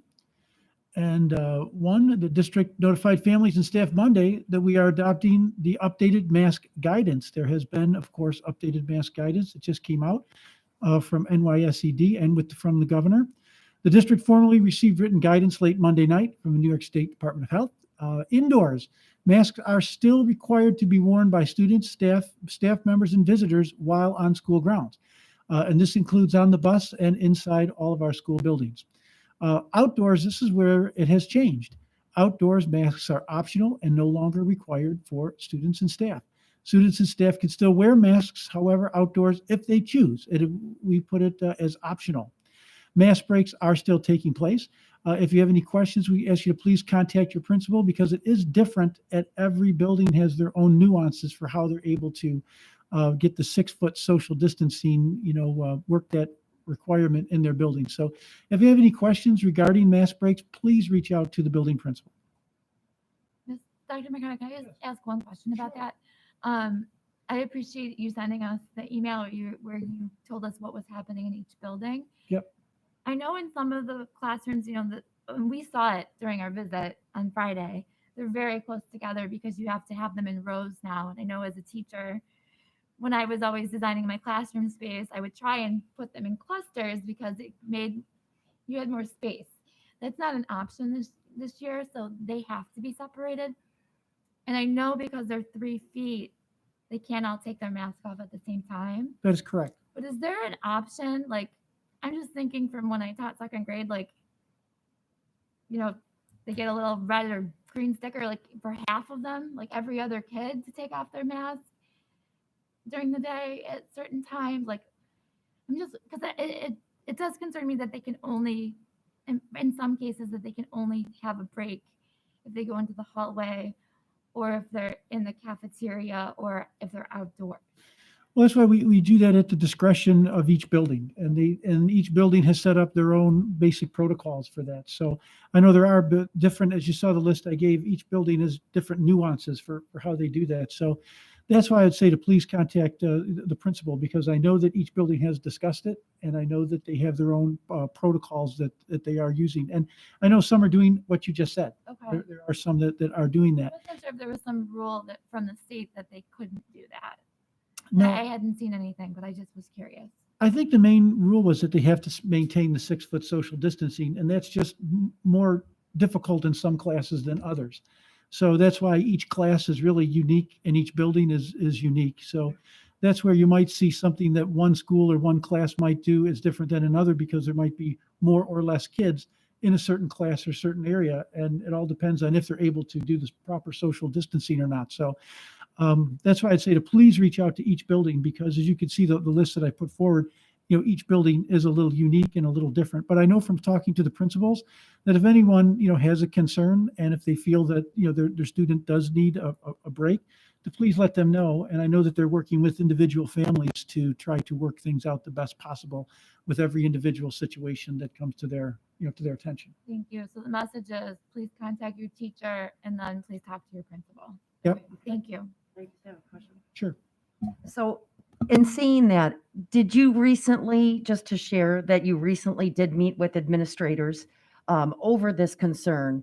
And is it accurate in saying that students are not being denied breaks from their masks? Well, it all depends. You see, kids, that's where you'd have to talk to each teacher, and each situation is different because a student just couldn't probably take their mask off in the middle of class. There's got to be certain times and places and they got to be able to guarantee the social distancing. So that's why basically every building and every classroom is going to have their own protocols for that based on the social distancing and the space requirements that they have. So I would say that they're trying to give the mask breaks as possible in each building, but it is different in every building. And it could be that there's a certain class may not be able to social distance at a certain point in time.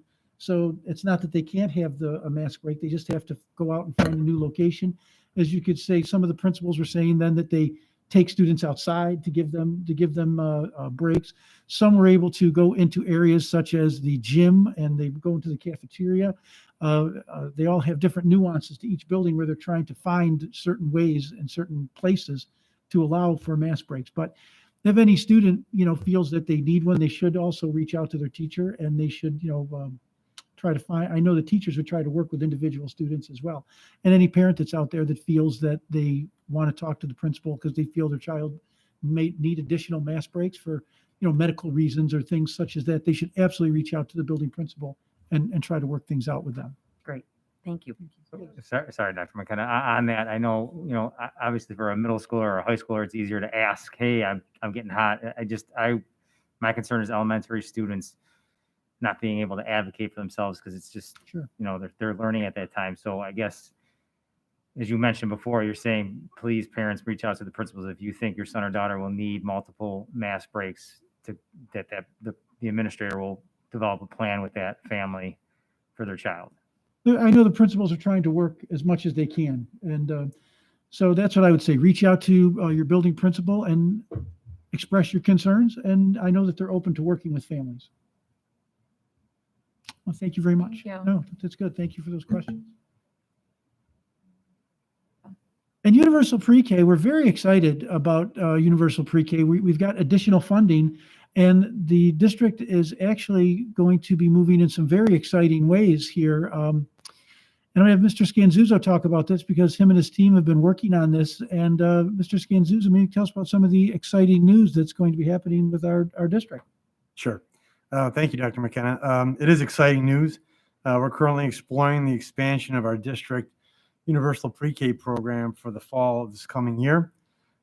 We have additional funding for UP programming for full day services. So we currently are offering half-day services. We've already had our lottery just because we like to be on top of things. And we have that scheduled and planned through the month of April and May. And then the additional funding came at the end of April. And we became aware of the actual dollar amounts in May. So we're looking to kind of revamp what we currently have. So we're currently reviewing our full day UPK programming within our own district elementary school buildings, which will be potential temporary sites. So we're really trying to manage, what we can do within our own space in our buildings. We're currently looking at supporting 2 full-day UPK classrooms at 2 elementary schools for the fall, using the funding that's available, in addition to working with our community-based organizations that are supporting our UPK programming to see what their sustainability and capability is to have a full-day program in addition to sustaining the half-day program, because the funding dollar amounts have to be separate.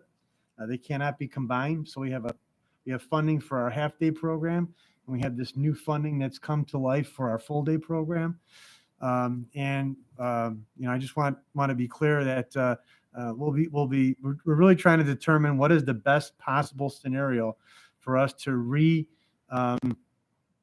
recommunicate all this information to all of our eligible UPK families in the district. We know that there are many people that would benefit and would want a full-day program. So once we determine we know what we're capable of doing in our elementary buildings, we also need to know what's available out there with our community-based organizations to see what they can sustain and support as well in a full-day site. And we're just looking at some other kind of ancillary pieces that can go along with it that we know that parents are probably looking for. So we're looking at this from all aspects to be able to fulfill and provide the best possible opportunity for families that will work within their, the framework of what they need for their kids from a full day perspective, in addition to still housing our half day program. So having said that, I'm confident that by the end of this month, we will have some more indication in notifying families as to who's eligible, who's become available for these full day opportunities, as well as the half day opportunities. So there'll be communication drafted as we currently speak to notify families, and we start to already work with our lotteried families who had the half day options available to them. Just kind of let them know, what's going to be available to them as well, and that they're not going to lose out on their opportunity that they've already went through.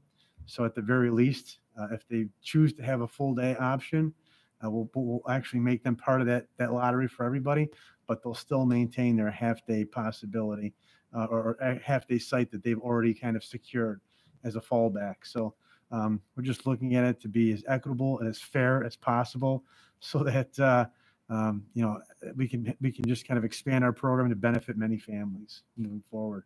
This It's is some- exciting. It is. This is something the district has talked about for a long time, and this is coming to fruition. So this is something that's a really great step forward for the district. Mr. Mecca. I think it's a great idea. I'm curious, right now you're looking to support 2 full-day UPK classrooms at 2 elementary schools? At each school. Oh, 2 classes, so 4 total. gotcha. Okay. Does that meet the entire demand of UPK in our district, or will we still be relying on outside providers? We'll still be relying on outside providers. Okay. And provided, if it is a success, maybe we look to expand the program, or, to be determined. Well, obviously, I mean, that's the plan. Obviously, the funding is going to be a major piece to see what our per pupil allocation is that we can sustain from a numbers standpoint, an enrollment standpoint. But I do see, more kids having the eligibility to participate in a UPK program, whether it's the half day or full day option. And I know that, we're really looking to suit what's best for families' needs. Not everybody's going to want a full day. Not everyone's going to want a half day. We already know that. But we know that, we're going to expand the program to accommodate as many kids as possible in a program that I think is going to be so beneficial for kids' preparedness for kindergarten. Thank you. You're welcome. Mr. Bisceglia. Sorry, I have a lot of questions today. Just to make it clear, I guess I was confused by the presentation, the writing. So it's be 2 per school, a full day, as you mentioned, right? At 2 schools. Not every school. No, we're, At we're, 2 we're schools. selecting 2 sites, and the sites are not permanent sites. They just happen to be sites that have space in their building to accommodate 2 UP 4 total. classes in their building at 2 elementary schools. So 4 total. Okay, that's what I thought. I wanted to make sure. And then all those parents in the half days or families would have a chance to be in that. Everybody's going to have an opportunity for a full day option into the lottery to determine, who gets selected. And that's the communication that we're working on right now. That's great. And then I guess just more of a comment, I guess, on the board's end, I guess that's where, we come in with the advocating again of, even if, powers be in the federal government, whoever it is they've already talked about hopefully funding a universal pre-K down the line. And, that's something I would gladly, on behalf of the board, push for at the federal level, because hearing this, it sounds great. It's almost like we have, we're planting the seeds that if the funding ever comes down the line, that we're prepared and have options for full day UPK. It makes me proud to hear this type of presentation. So thanks. Dr. You're welcome. Perry?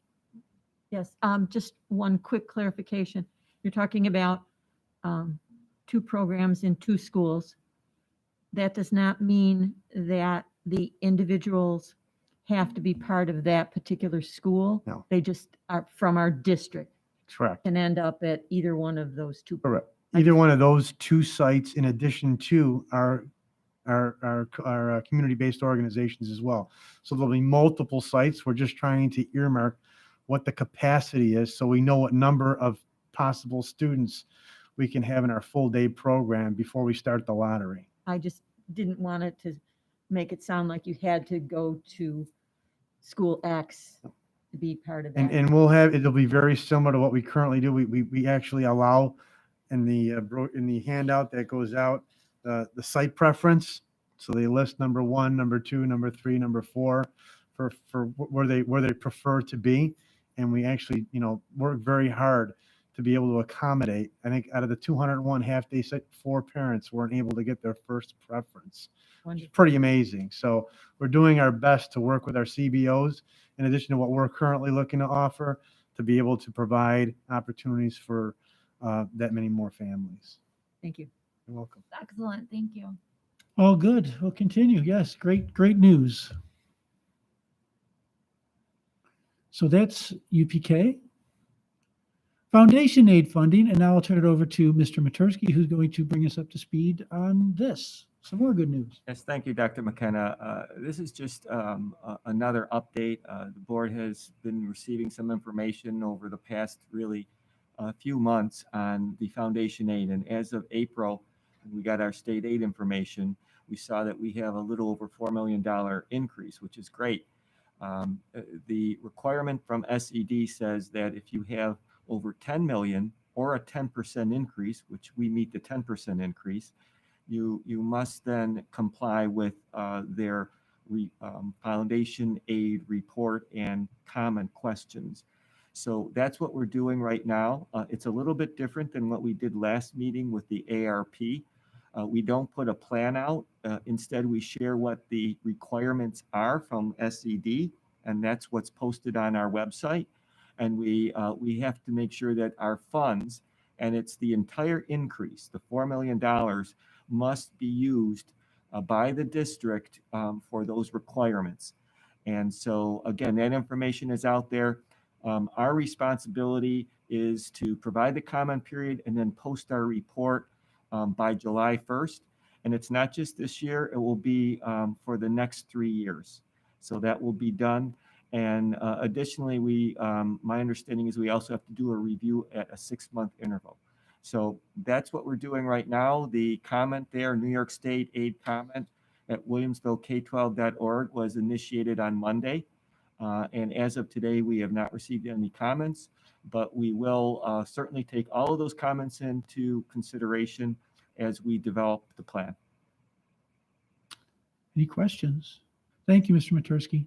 Can I just ask a Oh, question? sure. Just for clarification, thank you for showing that. And you mentioned that the information would be on the district website. Can we just clearly share for families who might be watching this meeting where that is located on the website? Yes, Mr. Filipowski has actually put a link on the very homepage, the landing page, and you'll be able to go to the right side and just link right on it, and it takes you to that information. And the actual common email is down at the end of the page. Perfect. Thank you so much, Mr. Matursky. You're welcome. Okay, we'll continue. The district virtual art show is really outstanding, and the June 2021 district virtual art show is now live, and I encourage everyone to please make sure that you go and take a look at this. It was created through Padlet. It features more than 200 pieces of artwork made by our students in kindergarten to 12th grade. It's shared on the district website through WITS and social media, and it is outstanding. Myself and Mr. Filipowski took some time this afternoon and went through this. I think the best part of my afternoon today was absolutely wonderful looking at this art that our children have created. Dr. Balin, do you want to mention anything too? Because I know you work with Mr. Russo on this. Yes, I just want to take an opportunity, first of all, to thank our students. I mean, what a wonderful showcase of their many talents, interests, and honestly, I have to agree with Dr. McKenna. I mean, just viewing each and every piece that's here is just a pleasure. So please, if you do have a few moments, take the time. Thank you to our students and our teachers and Mr. Russo for this collaboration. It has been a tremendous success, and we would like to continue this. This will be something we'd like to do moving into the future, and it's really a sight to see. So thank you to everybody involved, and we look forward to viewing all these wonderful, beautiful pieces that are there. Yeah, thank to Mr. Russo and our amazing art teachers too, and of course our incredible artists who created this work. Thank you, everybody, and please go and see this. It'll be time that you'll absolutely enjoy. Thank you. Oh, and I think that's it. That's the end of the community update. Great. Thank you. So Thank you. We're going to be moving on to our district goals progress report. Dr. McKenna, I'll turn it back over. Sure. Yeah, we got a chance to finish our goals from the leadership team. The board should have copies of all of those. And we just wanted to just see if there's any questions from the board. We did some excellent progress on our goals this year. It was a very tough year through COVID, but I know that all of the departments really made some great progress this year, despite going through a lot of adversity. And I'd say thank you to not only the heads of all our departments, but of course, all of the people who work throughout all of those departments to make it a very successful year. So I didn't know if there's any questions for any of us who created the goals. Yes. Regarding this district goals document, which I hope that stakeholders take the time to go into board docs and take a look at this. I think a common perception among people is that during this pandemic, there's this major sense of loss, learning loss, inability to get things done. And when you look at a document like this, it really showcases a lot of the good work that's been happening. And there's really too much to mention for me right now. There's so many goals and so many different updates of progress, so you can really see who's meeting, who's working on what the progress is. Yes, of course, some things were impacted by pandemic and the inability to meet, but the way that our schools and our teams have persevered and become flexible and met and figured things out to get work done, it's not like we've stopped or regressed in a lot of the work and the goals that were set. I really think it's an outstanding document. There's so much here. So I just want to thank the many different people involved, because there's so many different areas of these goals, and it just shows that our work continues and will continue to move forward. So thank you, district leadership, all the way down, everyone who's involved in this work. It's an excellent document. Thank you. Thank you. Agreed. Mrs. Bigger said it the best, so I won't say more. Ditto to everything she just said. It's incredible work. It really is. Dr. McKenna, the Wellness Council report, please. Wellness Council report, I believe that's Mr. Scanzuzo. It is. Thank you. It's my pleasure to present you the 2021 Wellness Council report. As been stated, it's been a very challenging year for us through the pandemic, through the remote options, to really kind of focus our attentions and initiatives on SEL and wellness. It was at the forefront of every communication we've had throughout the course of the year. And I'd like to highlight in a minute a short video that I'll provide you with both district-wide initiatives and building level activities, and demonstrates the wellness program's contributions to asset building that took place during the school year. Before I do that, I'd just like to share with you some information regarding the wellness building level committees and their role in providing educational programs to students that support acquisition of internal and external developmental assets. The wellness facilitators provide the leadership and coordination for youth wellness activities at the respective buildings. Each facilitator serves as the chairperson of the building level wellness committee. They participate in monthly meetings with myself and Dr. Debate. The scope and breadth of our meetings were wellness-based activities is impressive, even during the pandemic when so many activities had to be suspended. It's recognized that these activities, along with other school programs, address educating the whole child through social, emotional, academic learning opportunities in and outside of the classroom. The areas and topics addressed capture much more than the work of wellness facilitators or wellness programming. Broader-based initiatives and activities are also mentioned to provide a more comprehensive picture of the work and types of supports available to students across the district. I'd like to just really highlight the fact that, due to the COVID-19 pandemic, there were a variety of challenges that our wellness program had to contend with. However, the building highlights noted in the body of this report provide evidence of the scope and activities and initiatives spearheaded by students, faculty, staff, parents, and administration. As has traditionally been the case, they range from a variety of service learning projects, fundraising activities, to the prevention of risk-taking behaviors and development of health coping skills, to those fostering relationships and building connections with others. We're very proud of the efforts to provide a predictable, safe, and connected and caring classroom and school community for all of our students and staff. The areas that were really targeted for this year happen to be in the areas of student leadership, and you'll see examples of that with, daily check-ins, our mentor program, web, Link Crew, our ally groups, peer-to-peer opportunities with our lunch bunch groups, our grub clubs, so to speak, as they called them. Everyone's inside the classroom lesson partner homerooms are examples. Our anti-bullying initiatives with Unity Day, Light Up the Blue for Autism, Kindness Rocks, Kindness Calendars, Community Circles, and the NABIT endeavor with UB, which stands for Norms and Bystander Intervention Training, which took place at East High School and is going to be expanded into North and South this year as well. School climate is another area of focus where student support teams and kids had virtual dance parties, themed dress down days, you name it, they did it. Community service projects such as Make-A-Wish, funding opportunities for the Buffalo City Mission, Valentine's Day for vets, holiday cards for the elderly, thank you cards for frontline workers. The endeavors went on and on. Family engagement, in the area of family engagement, we talked about, Share Your World video announcements, 5K runs, harvest hops, dance-a-thons, paint events, virtual bake-offs. And lastly, in the area of health and wellness and instruction, our Red Ribbon Week, Wellness Wednesdays, PTA Wellness Challenge, Mind Up Classroom lessons, SEL classroom lessons, and we had some instructional competitions such as Future City and Spelling Bees. And having said that, I'd like to have Mr. Filipowski just share you a brief video it's kind of a montage collaboration of some pictures capturing some of these activities.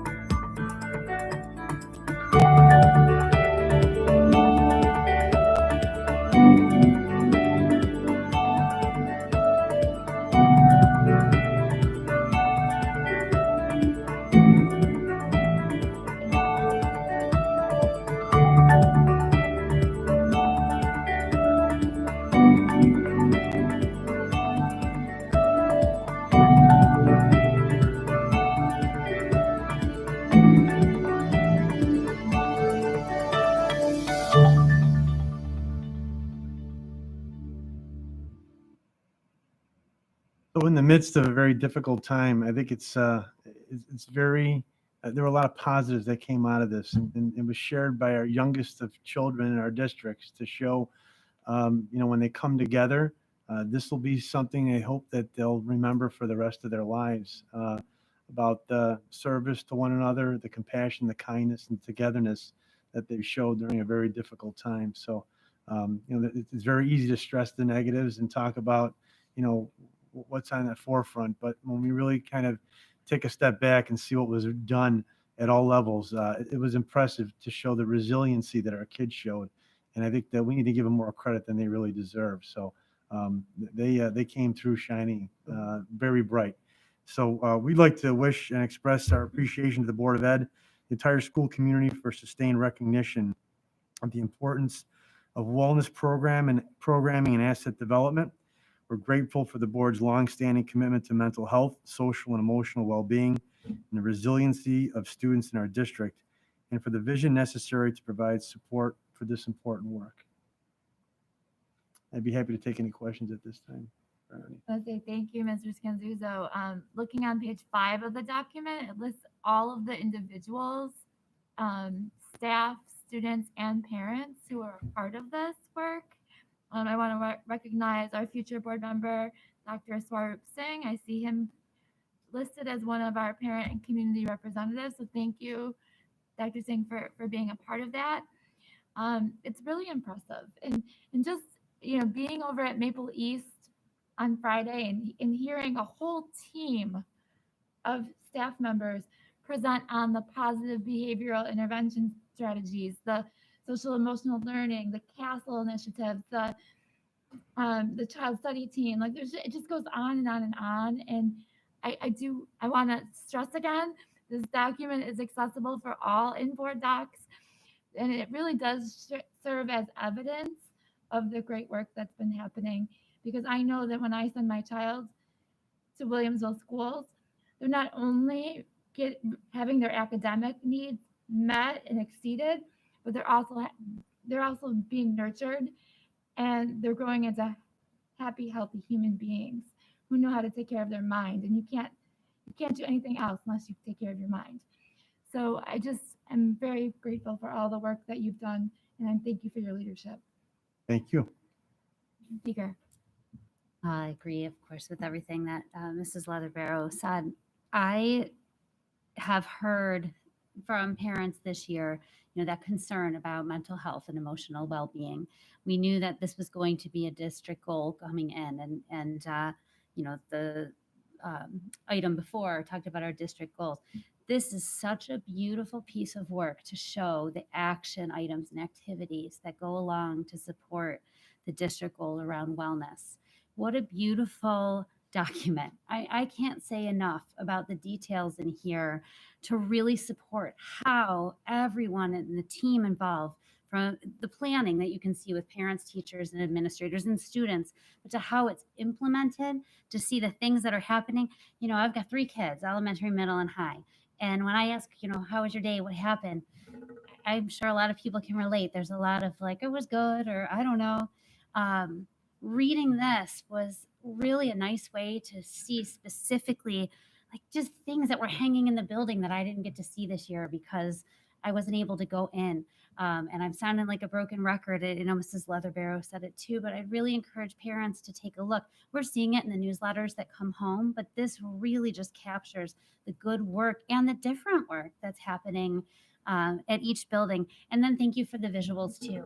To see something like that check-in and know that kids come to a classroom and see a little check-in right away. How's your mood today coming in?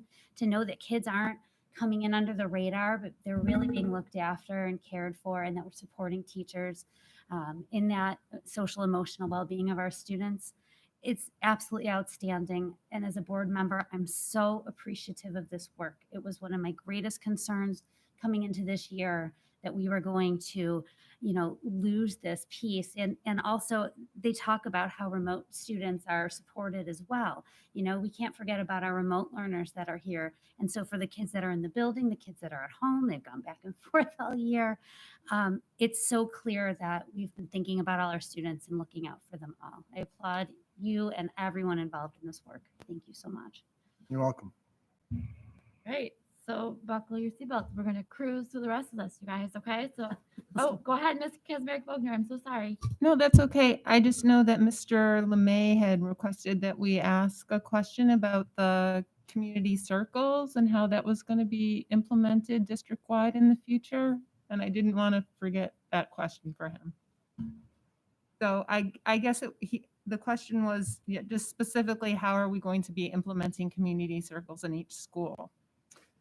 So I could answer that question by just kind of stating that the implementation of community circles in each school, on a consistent schedule is the first step of like restorative practices. And although we have PBIS and other facets of how we kind of building principals want to kind of have that establishment and presence in their buildings.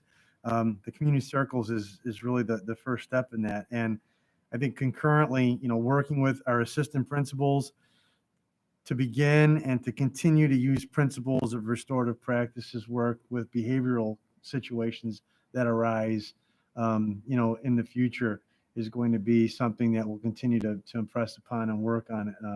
It's a major undertaking, because the commitment and the questions and the level of conversation, I think it's easier done from a foundational standpoint at the elementary and middle school.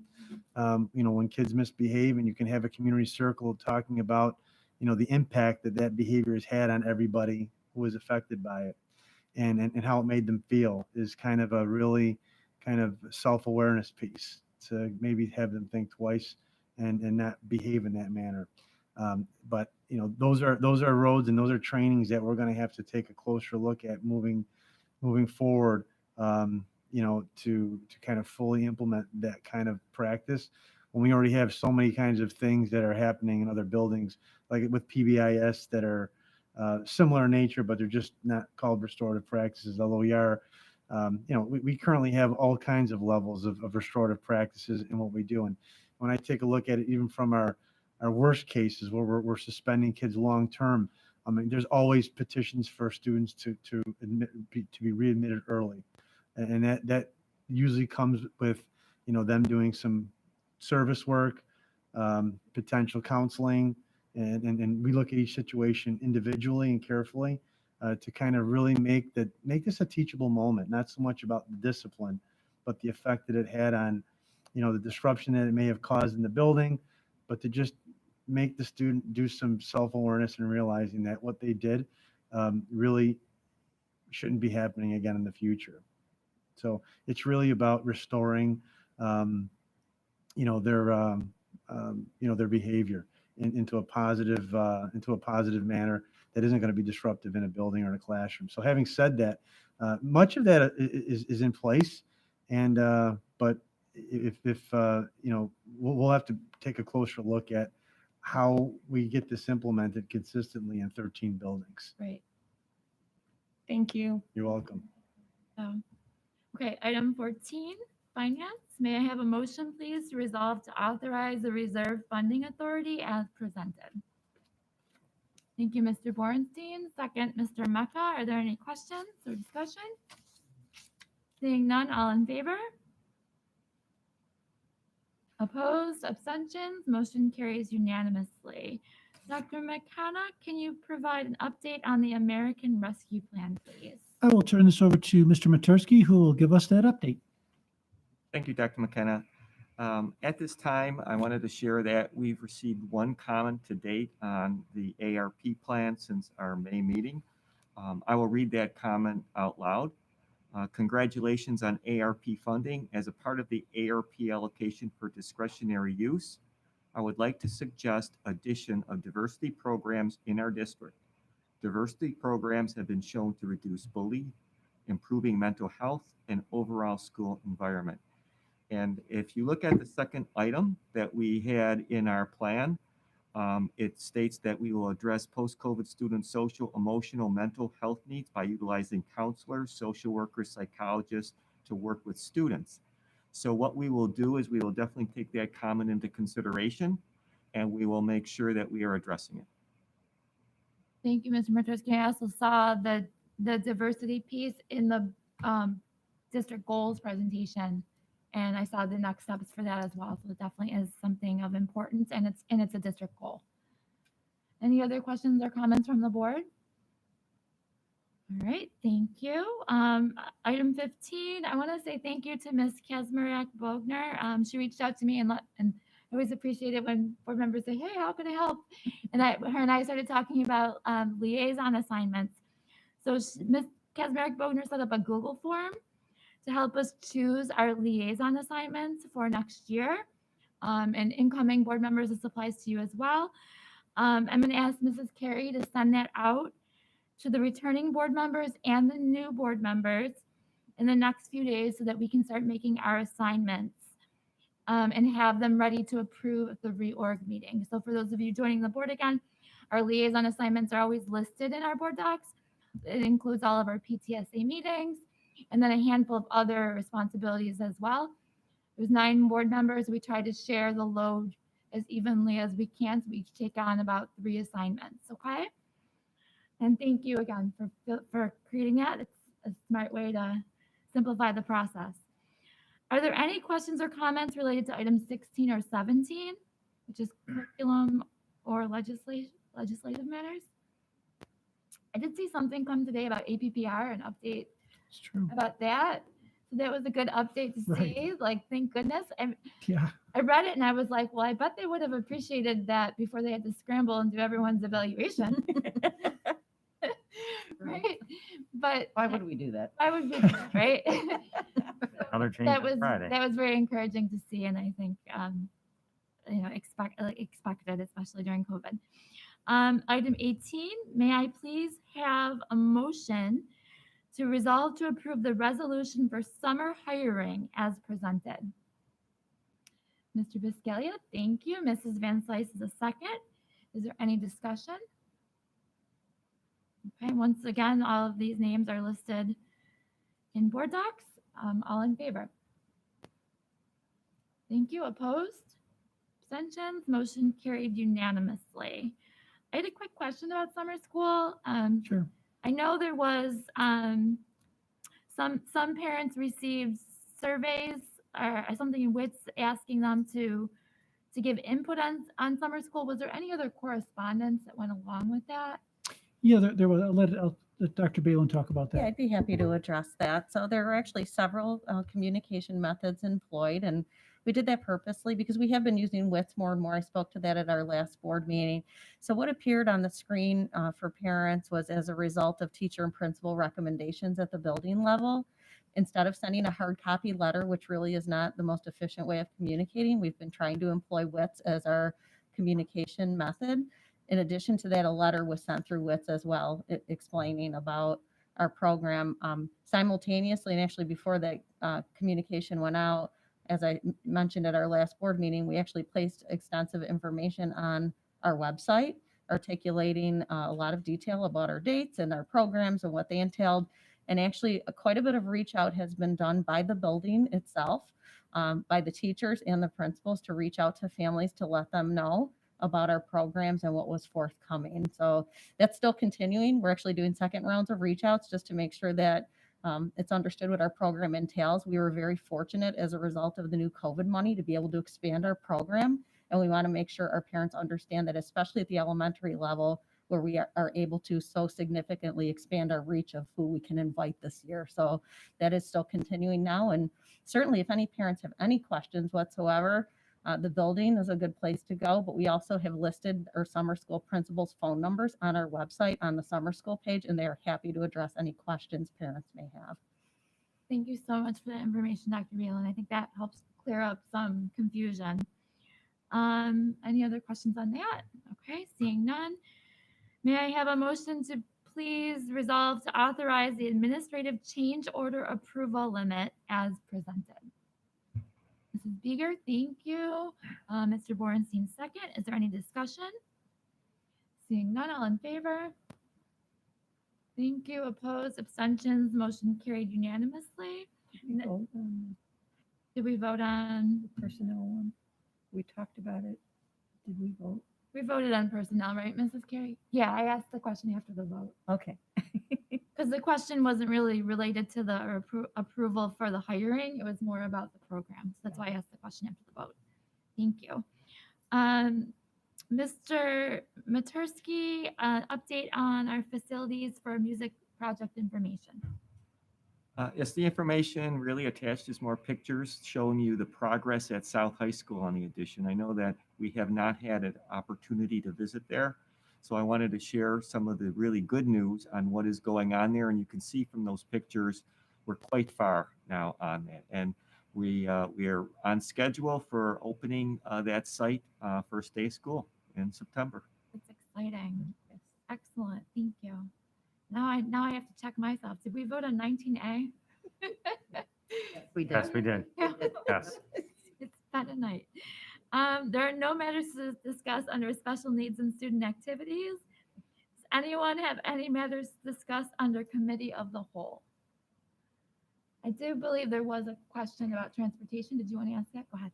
So Mr. Lemay did have a question in regards to transportation and just the effectiveness of the busing. So if we just want to address that. Sure. Thank you. Yes, I did see the question, and I know some of it was revolving around the ability to know when buses are coming. I did review some of the bus apps that he had referenced. Safe Bus was one of them. It really is similar to what we currently have in place, though. Some of you may know we have the MyStop app, and that was initiated in 2014. We were the first district in Western New York to do that. This year, it has been a little difficult to put in place due to the fact that that app is associated with a specific bus. So due to the shortage that we've had in the route consolidations, we have not been able to make those daily changes so that bus app would be reflective of the bus coming for their pickup and times. But you can track that on your phone on the app. We make that available to all parents, including non-public schools, so they can use that app. Additionally, some of you may remember that it seems like it's so long ago, pre-COVID, we started a pilot program at Forest Elementary. And that program was an enhancement of what would be the MyStop app by providing actual bus pass cards, proximity cards to all the students. So we did that. And after going through all the information, that particular module would have allowed parents to see what time their child boarded the bus, what time they got off the bus. And it also had a turn-by-turn option, which was more on the administrative side. So that was if you had a substitute bus driver, that driver would have an app that they'd have in front of them. It would be able to tell them both voice commands or in directions that, when to turn here, when not to turn there, when they were to stop for bus stops. The good thing about that was it sounded great. But as you go into a pilot, as we all know, when you look at new software, the importance of a pilot is to find out what the details are. And what we found out was it works. We checked with other districts in New York State who did it before the pilot, but it takes a lot of maintenance because every time a route changes, the driver has to come back and make sure that they're telling their head bus driver to make a change in the software route. Otherwise, the substitute driver that comes on is driving the route from the prior day or the prior week. So it still has a lot of promise, but it was not a inexpensive venture. And so the other thing we found out is we initially started out with cards for all students at Forest, and we put their little emblem on it. We realized that's not a good thing to do because guess what happens when they're in 4th grade? They go on to the next school. The card doesn't need to change if you don't have an emblem on it. So with COVID, we did postpone the program. If we wanted to do that program, and it does have promise, it's not inexpensive. It's about $210,000 investment for the entire fleet, and it's about a $40,000 to $50,000 annual maintenance fee. And that's because it's using basically MiFi devices, just like we have to pay for our cell phones. It's a similar system set up like that. It is something that I think we should definitely think about again in the future, post-COVID. It does have promise, but it's also something that's not as easy to implement as the sales pitches always provide. Thank you very much for that detailed information. I also remember think last year, didn't the board request like how many complaints there were to the transportation department? And I remember you reporting on that, saying that a new process was in place to track those. Yes, Um, we do have a process. We put that in place last year. And the complaints coming this year, I mean, to be perfectly honest, it's been more about, we've been short so many drivers, 30% of our drivers short this year, that we're hoping those drivers will return post-COVID and we get back to a normal year. Generally speaking, though, you know, I get the report that's from our schools every day. We still do the report on late buses.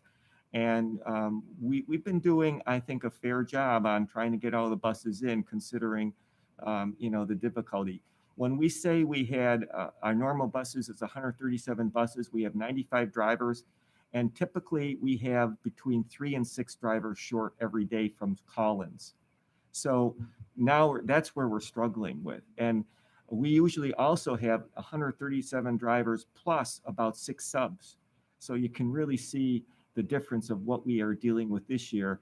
And certainly the remote students aren't coming in, so that helps significantly. But it also, you know, the other pieces are just being a challenging circumstance on a daily basis. And I give a tremendous amount of credit to Graham Violino, who's our transportation supervisor, and Ryan Griffin at our partner STA. They both have done a fabulous job this year. Thank you. I personally feel we just really need to extend a lot of grace to our bus drivers and the transportation department. You explained the challenges, and I'm just in awe of anyone who can drive a bus, because I clearly could not do that. So thank you, Mr. Mitterstein. Correspondence. I just want to recognize that, because I know we had some parents outside today for a protest about masking. As a result of our last board meeting, Mr. Buscalia did write a very, I thought was a really well-written letter that was sent to the commissioner of NYSED regarding outdoor mask wearing. That letter is available in board docs if you'd like to view it. And that was done immediately after last month's board meeting. And then we got the new guidance just this past Monday. So I just want to recognize those parents and say that the board is really doing its part in advocacy for guidance that makes sense. And I feel like it is a win that the students no longer have to wear a mask outdoors. And I just want to say that I appreciate that. We have also received a handful of emails since Friday, both in favor of continuing to wear a mask and asking them to be stopped. And it's really about 50-50, if we're being very honest about it. Any other correspondence that anyone wishes to share? Thank you. So we will now be going into our second executive session. May I please have a motion to adjourn the regular board meeting, recess into executive session to discuss employment matters related to particular persons. Mrs. Beeger, thank you. May I have a second? Mrs. Van Slyce? Discussion? Seeing none, all in favor? Opposed, abstentions, motion carried unanimously. Thank you.